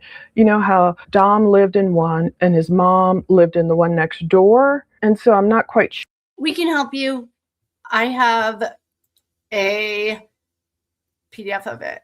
80 is his mom, 50 is Dom's, and they're right next door to each other. And the only reason I made the PDF, it's like a Google Maps PDF, is because in one of Mackenzie's phone calls, she's being a bitch about it. And so I took screenshots of it. So 80 is the mom, 50 is Dom's. Okay, thanks, Blender. Person. I do not know. I think she's sleeping. How old is that person? 23. Okay. Anyway, we just said don't move her. Don't move her Good head. idea. Don't move her head. So DFW, keep it still. Okay, yeah, Lanham. Is it okay? Yeah, I mean, you guys call, but you don't really know more than I do at this point. I didn't want to leave it. Oh, no. Yeah, it's we're okay. Thanks. Child, failure to appear for that. Yeah. Columbiana. Yeah, he was born 2001. Wow. Oh my goodness. Same year as my son. That's Ooh. Anyway, September 24th. On this night, he was 20. I can't do the plunder thing tonight. But still, Steve is it okay? Like, we got to get out of here.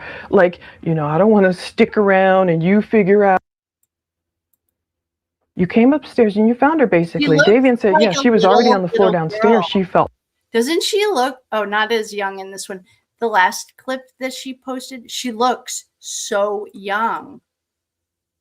Well, not that one. That's the one she sings, "You Die For Me." She got hurt, and Davian says, yeah, I was one of the very few, basically, to stay. The cop says, but you know that person that lives here, correct? And Davian's like, yes, but I don't really know his last name. Now we know he's kind of faking here to protect Dom. I know how it is. At least Davian stayed, gave his info. He's outside. He's not hiding. The cop's going to say he's sober, doesn't smell like alcohol. He's being a stand-up guy, but he doesn't want to get his friends in trouble. The cop said, playing pool, you heard a thump. You came upstairs and you found her, basically. Davian said, yeah, she was already on the floor downstairs. She fell all the way down. She was bleeding out of her nose. Her eye was swollen closed. Her mouth, he says something, I'm not sure if it was bloody because I can't hear. And she also didn't respond within a minute because that is what it said when I looked it up. So he was like looking up how to, treat this or what to do. You're supposed to respond. Sorry, I don't mean to keep interrupting, but I just don't want, I want to, stay under the radar. Phil in our comments said that YouTube Streets also has this. So if you want to watch it on YouTube Streets, then they also have this video. I was going to go on YouTube Streets, actually, when we were reading. I should check my Insta. On with your name called. He's like, that's what I did right away. She wasn't responding, I guess. She was gurgling. If somebody doesn't drink a lot, and they have. There could have been something else. Yeah, I mean, it could have been. who knows, if she takes prescription medication that could affect it. There's a lot of things, if you don't have a lot of sleep the night before, if she didn't really eat much today, there's a lot of things that could affect, just a little bit of alcohol. So, so we'll see how she turns out at Metro. I know her family's going up there right now. So, at least you stayed and helped out. Appreciate that. To leave in this situation is.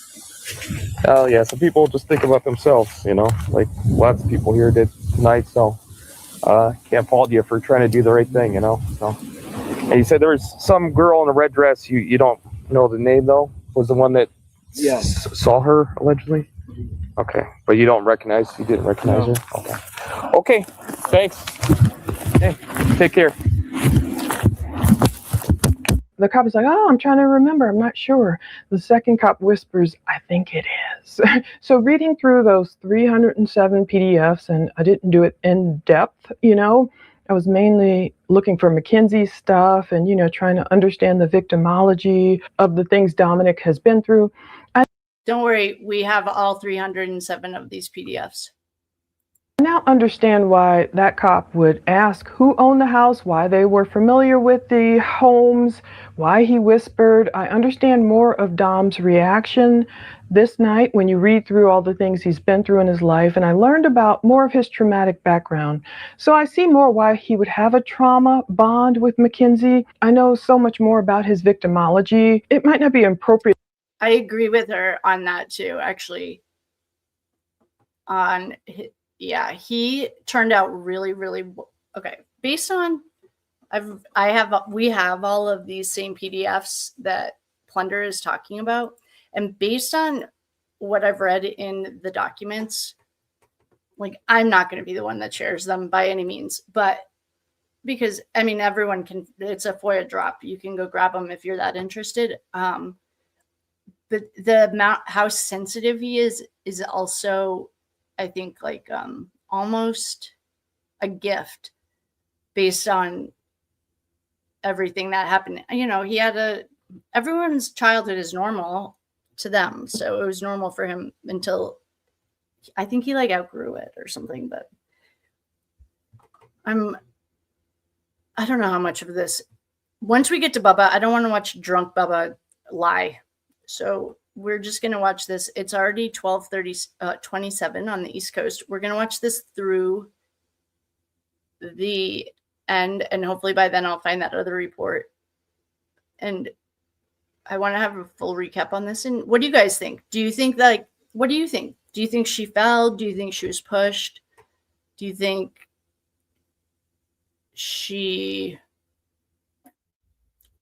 there's something more nefarious about it? What do you guys, I have an opinion. You probably heard it.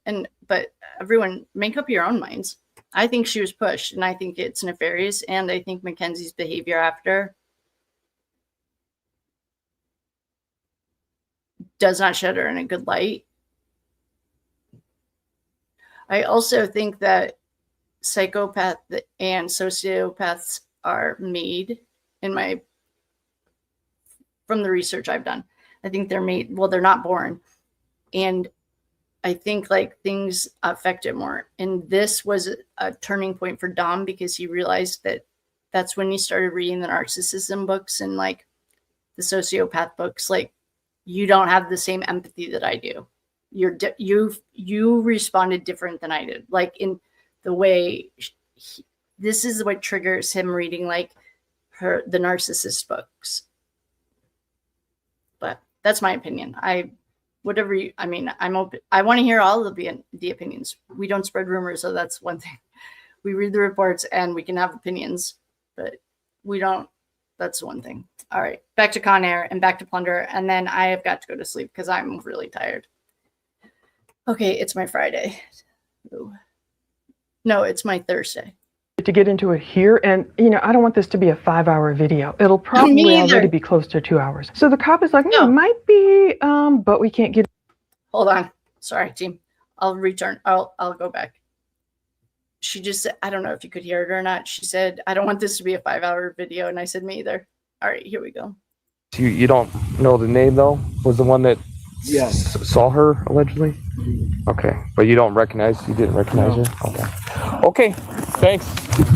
Hey, take care. The cop is like, oh, I'm trying to remember. I'm not sure. The second cop whispers, I think it is.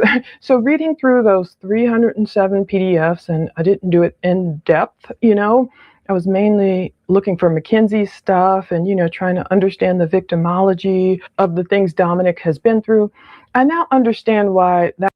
Okay, I'm going to show you. Oh, wait, I'll let her finish. She's going to talk about Dom's house, and we have the PDF right here. I'll just show it to you guys so really quickly. So this is just a Google, Google thing. Dom lived in 81 and she lived in 50. I thought that it was the other way around. Well, hold on. 2080. Can you guys see this? Okay. Oh, 2080 is Christine Russo's house. But I thought that Dom lived in 50 and she lived in 80.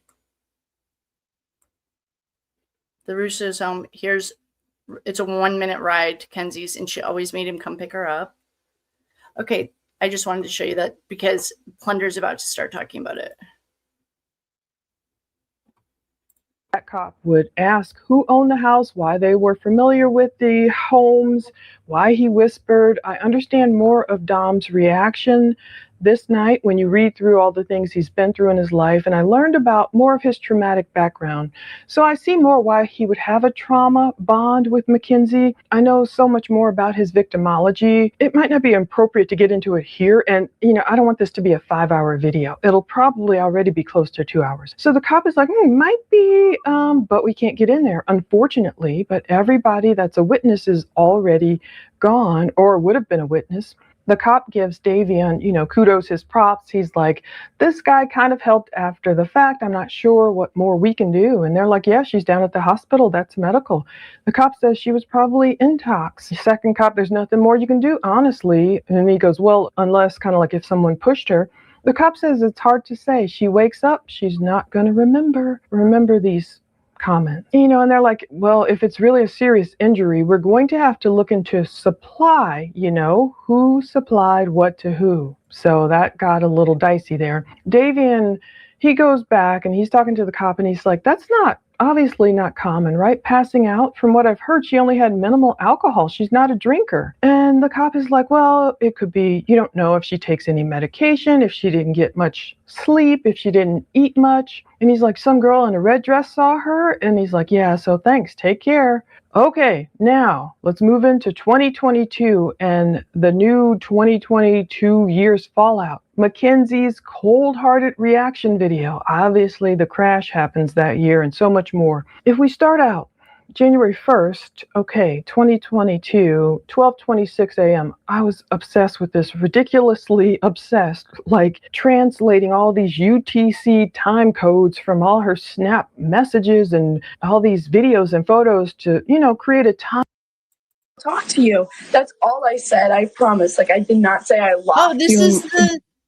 This is the video that I wanted to see how the story unfolded. 12:26 a.m., Happy New Year. And now 12:26, she's saving the Snapchat voice message. Now the cop is still on the scene. Kids from the party are talking about everything over Snap. They've dispersed. Some girl is telling Mackenzie, I didn't say you locked me out of the house. I didn't say you locked me in the house. I said because Natalie tried coming at me saying, why weren't you there for your best friend? Why weren't you there for your best friend? Trying to get all into my face. I was like, I was literally there seeing her fucking bleed. And people were telling me I had to stay in the house because I was too hysterical. She's like, who was it? Who was it? I was like, Kenzie literally told me I needed to stay in the house because I was too hysterical.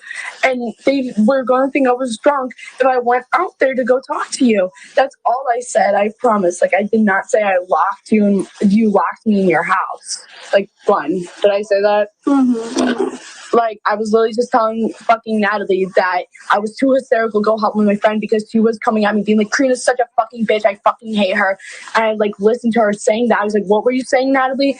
While she was walking out of the fucking to her car, and she's like, "You're a fucking bitch. You're a fucking bitch. Why weren't you there for your best friend?" Like, I was holding her up. I'm like, because no one was letting me out. Like, no one was like letting me to go to my friend because I was hysterical. I couldn't fucking like see her like that because I had already seen her everything like that. Like, I couldn't handle it. Like, no one was letting me out. I needed to calm down before the EMT people were gonna see me.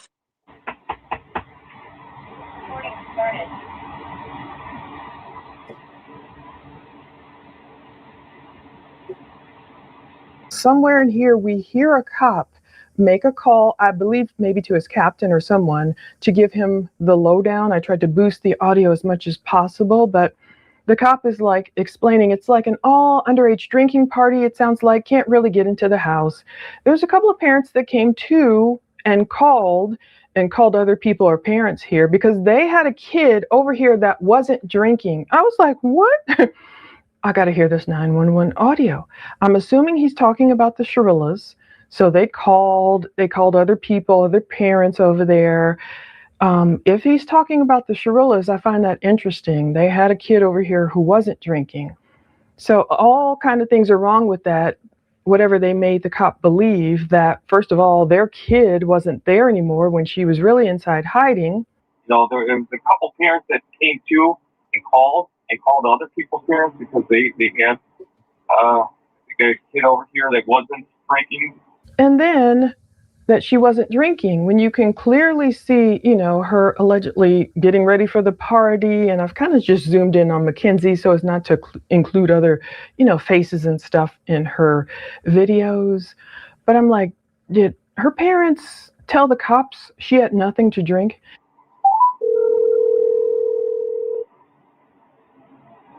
Hey, what's up, man? Hey, I want to run this by you really quick just before I leave. When I got here, they're pulling away with the 17-year-old female who sounds like she fell down a bunch of stairs, like passed out, and suffered probably pretty significant head injury. One of the people that found her after the fact said she was like bleeding from the ears. Her eye was swollen. She was like gurgling blood. I'm taking her to Metro. The problem I got is pretty much everybody was here, with the exception of like one good guy that kind of like helped make sure she was okay. Split here. It's like an all underage drinking party, it sounds like. Can't really get into the house, unfortunately. I got the victim's dad information, then he said he had to go to Metro. I got one of the guys, but he didn't directly witness what happened, so I can't say for certain, she wasn't pushed. I mean, it sounds, he said he got a second-hand account that there was some girl that he's never seen that said she just passed out and fell down. The whole place area. So I guess I'll just. So you knocked on the door? Yeah, it's not making any contact. I think the guy who said he's was visiting over here said he thinks the guy passed out inside the homeowner or whoever lives here. Hold on, I want to hear what he said. Like one good.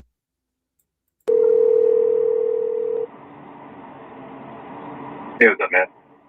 Hey, I want to run this by you really quick just before I leave. When I got here, they're pulling away with the 17-year-old female who sounds like she fell down a bunch of stairs, like passed out, and suffered probably pretty significant head injury. One of the people that found her after the fact said she was like bleeding from the ears. Her eye was swollen. She was like gurgling blood. I'm taking her to Metro. The problem I got is pretty much everybody was here, with the exception of like one good guy that kind of like helped make sure she was okay. Split here. It's like an all underage drinking party, it sounds like. Can't really get into the house, unfortunately. I got the victim's dad information, then he said he had to go to Metro. I got one of the guys, but he didn't directly witness what happened, so I can't say for certain, she wasn't pushed. I mean, it sounds, he said he got a second-hand account that there was some girl that he's never seen that said she just passed out and fell down. The whole place area. So I guess I'll just. So you knocked on the door?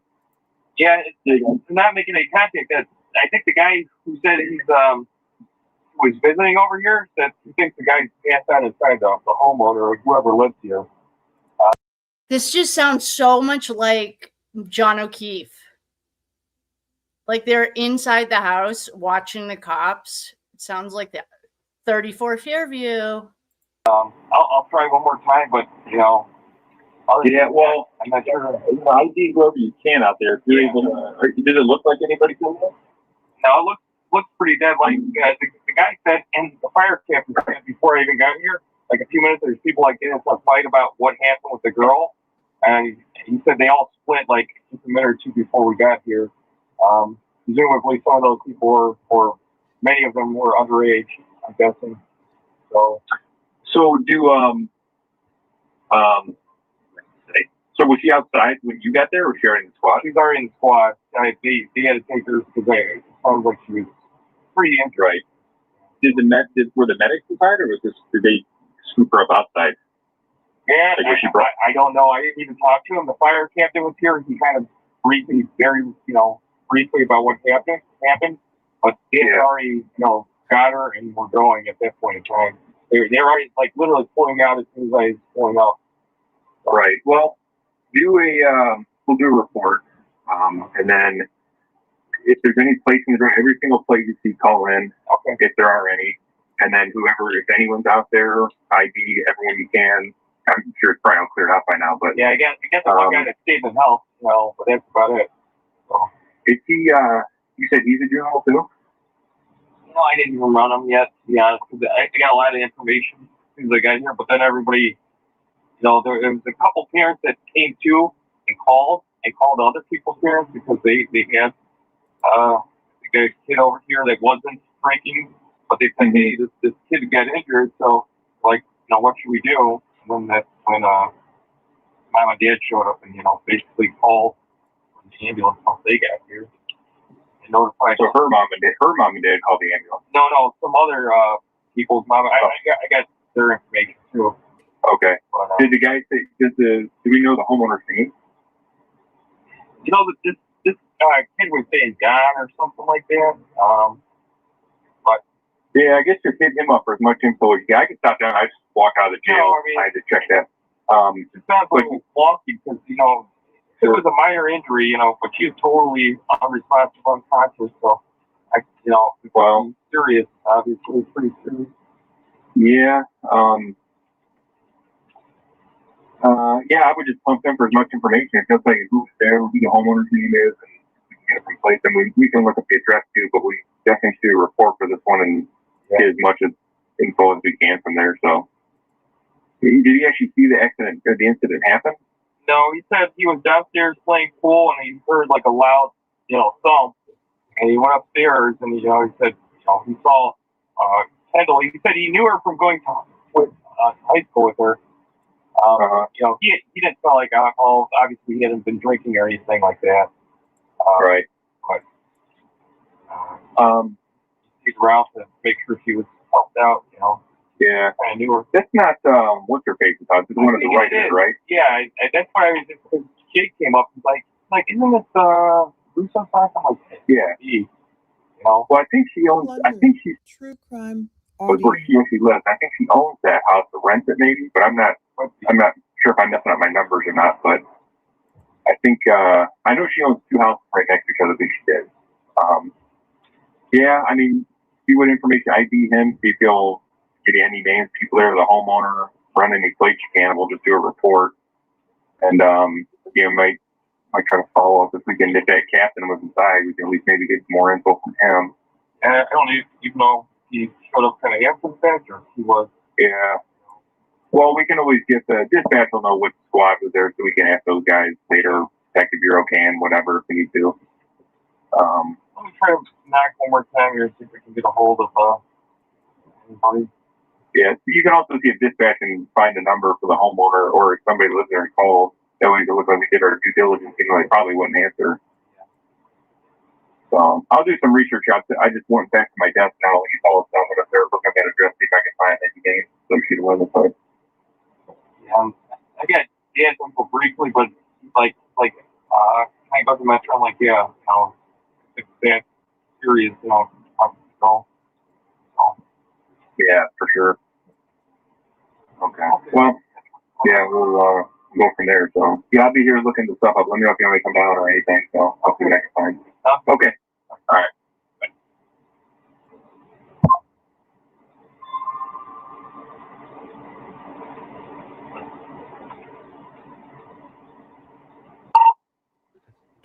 48 radio. 48. Okay. I'm going to have a lot of information to give you in the next few minutes. Victim's father. But they speak of Davian being the helpful one, not smelling like alcohol, finding out more info. The cop plans to knock on the door one more time. So by 1:10 a.m., he does walk to the house again to knock. But first, he pauses at Mackenzie's famous black Toyota Camry and runs the plate. Every time you see that black car, it's like so ominous when you know what's about to happen. Every single time. I mean, even when Dominic and Davian were stopped 9 days. I can't do Thunder right now. I just want to see this part, and then we'll call it. Good.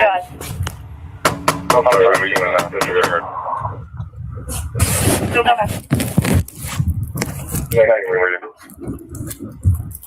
ahead.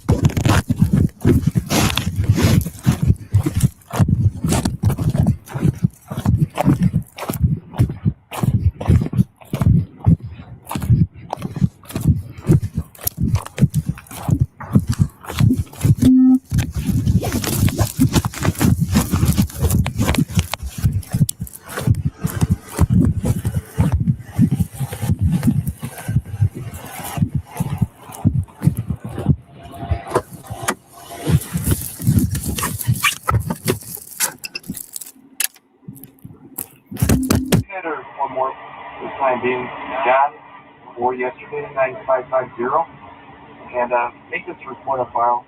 I'll see if this happens. 10-4. Any idea what kind of report? Because I have evidence that this.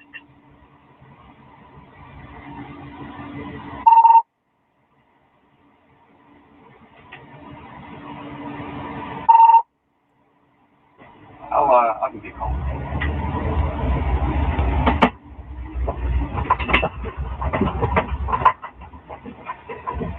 Sure.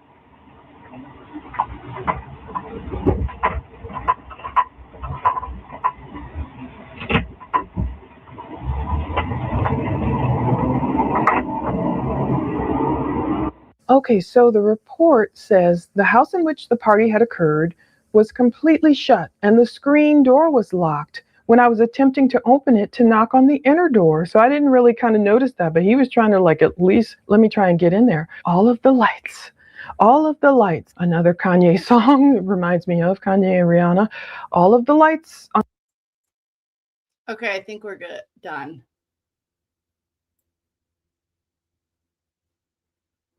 Oh, okay. I agree with. Okay, we're almost done. Not herself.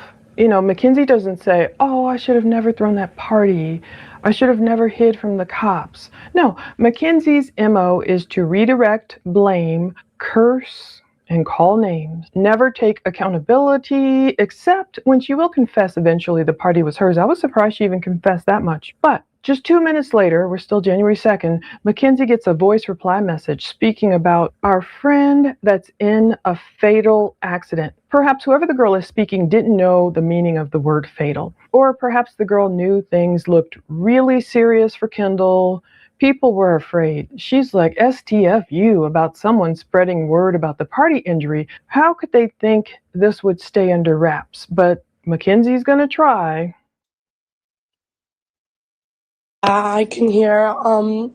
That honestly makes me really mad because right away Emily texted me and she was like, I tried catching her, like I tried everything I could. Like I was the one on the bottom of the stairs, and like even me and you we're taking her word for it, and we're like, yeah, like she was on the bottom of the stairs, like blah blah blah. So it honestly pisses me off to the fact that she ran away after it happened, and now she's the one who's like saying all this stuff and like legit spreading it around. Because you weren't the only one that texted me. I woke up to like 2 or 3 other people saying that fucking they're hearing so much shit from Emily and like what happened, blah blah blah. And like everyone like already knows, you're just making it bigger than it really has to be. Like she's getting so defensive, and I text her, I'm like, dude, for real, the fact that you're getting so defensive and so bitchy so quickly with me and Kenzie just when we're trying to ask you a question over our friend that's in a fatal accident, and you throw your best friend under the bus that even gets you into these parties. If Sammy wasn't even your friend, you wouldn't even have been there. And you throw Sammy on the bus. I was like, all this makes it so obvious that you're spreading this stuff because you're just getting so defensive. I was like, you just need to chill, and you just need to like shut up. Like for real, just shut the fuck up. Like that's what I said. I'm so pissed at her. Like honestly. Maybe that audio got around because only like a minute or so later, a girl posts, "I'm so confused. Did she die or not?" I wonder if that girl heard the other girl say fatal and she knew that fatal meant deadly. Well, Mackenzie would become so enraged, of course, by this girl asking, "I'm confused. Did she die or not?" She would save that Snapchat, photo. She would remember it years later. She'll talk about it a year later on a jail phone call with her mom. The hubris of Natalie and Mackenzie to talk about this, but they'll talk about this girl's hubris. How dare the girl write that? And they'll twist her words to claim the girl posted that Kendall died. I knew that we're talking about something and they're like, how could she post that Kendall died? Well, she didn't. She asked a question. Her exact words were, "I'm so confused. Did she die or not?" But by the time Mackenzie and her mom get a hold of it, they're going off about the girl for saying, "Oh, did she die?" or "She died." They're trying to make it sound like this girl posted on Snap, "Oh, Kendall died," which she did not. She asked a question. Darvo, that's their play. Deny, attack, reverse victim and offender. Who's the victim here? Kendall is. I'm not saying she was pushed, believe me. I don't think she was by the time the end of this, spoiler alert, investigation happens. But of course, he had to do his due diligence. But she's the victim. But all of a sudden, Mackenzie's going off about who's saying what and who didn't catch her, not who threw the party. All right, 8:39 that night. We're still on January 2nd. It's a few hours later. Mackenzie tries to get the girl to delete her question, saying it wasn't cool. It was disrespectful. Oh, that's what was disrespectful? The girl said it was just a question. She said something else the girl posted. I was like, I give her props for clapping back at Mackenzie. Mackenzie tells the girl, "Look, you weren't even there. It's none of your business." The girl is saying, "Look, Kendall's best friend didn't even trip out as much as Mackenzie did over my question." But Mackenzie is trying to manipulate this girl into being quiet. Mackenzie asked another girl, "Can you not tell everyone what happened, please?" Now, I think this is the other girl who's going to end up eventually, of course, speaking to the police, rightly so. So again, she's trying to control the narrative. She's trying to silence everyone. Remember in the case, some people claim they were told, was it Bubba? We're going to look at Bubba's part at the end. Whoo, that's a trip. Confusing. Someone was told, allegedly, Natalie Shirilla told me not to talk to the police. Now, Okay, guys. All right. Thank you guys so much. I am so tired. And thanks. I joined the military, got out, married a really good man. I feel so bad for Dom and Davian. Yeah. Welcome, everyone. Thank you so much for joining us. And if you are just joining us, or if you have been here all night, thank you. I'm going to do a recap. It is 12:53 and it's late. And please go watch the rest of Plunder's video, or YouTube Streets has it too. In recap, what we did tonight was, again, Conair got extra mileage tonight. We were reviewing we're on the bind over hearing day 2, part 3 for us. We found the prosecution's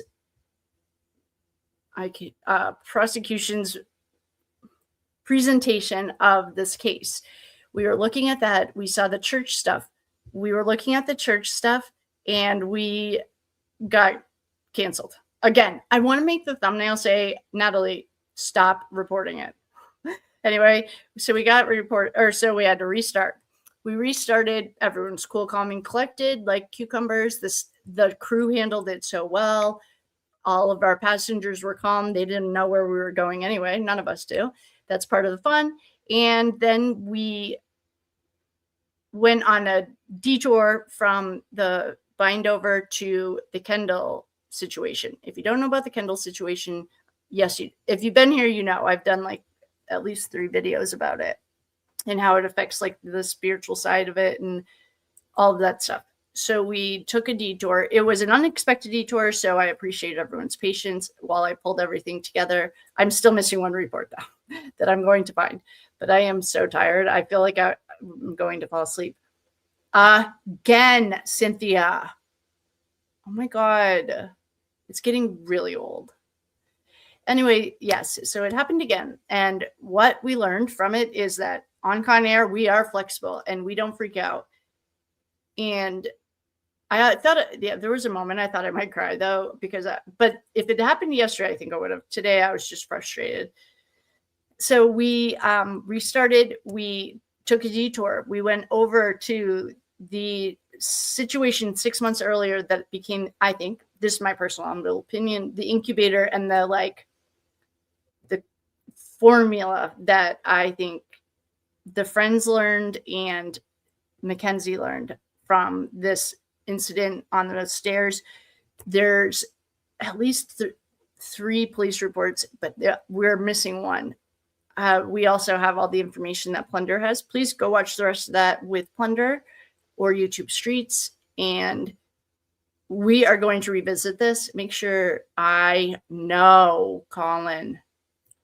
The thing is, we're like literally reading we are literally reading police reports. It's annoying. I know. So I know. Anyway, that was that. Then we took a detour. We are going to revisit this situation because it becomes the catalyst for the accident 6 months later.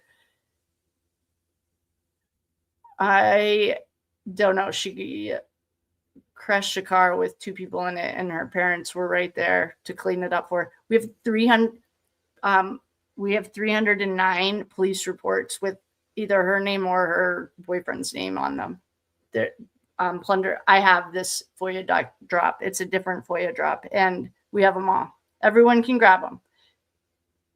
And I am not convinced she wouldn't call her parents, because her dad said in an interview that it was the last day of school, she got suspended, and he didn't even ask for the other side of the story. He just knows when his daughter's lying and took her out of the school.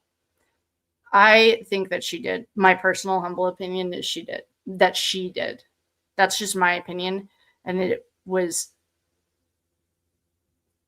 I created that opinion after reading, when I put it all together in Notebook LM with the context of the text from Dom, and there's like a number of reports that have references in it. I will show it all. We'll do a dedicated night to that. Why don't we plan this? We'll plan on getting okay. Thank you for flying Conair. We all appreciate you. And we all are so grateful you're here. Thanks for flying Conair. Thank you to the crew, to Bobby, to our maintenance team, to the pilots, to everyone. Thanks for joining and the flexibility. We are going to, that's the recap. We took a detour from the bindover to the incident that happened 6 months earlier that I think became the catalyst. We are going to do a night we're actually like dedicated to it when I have everything pulled together.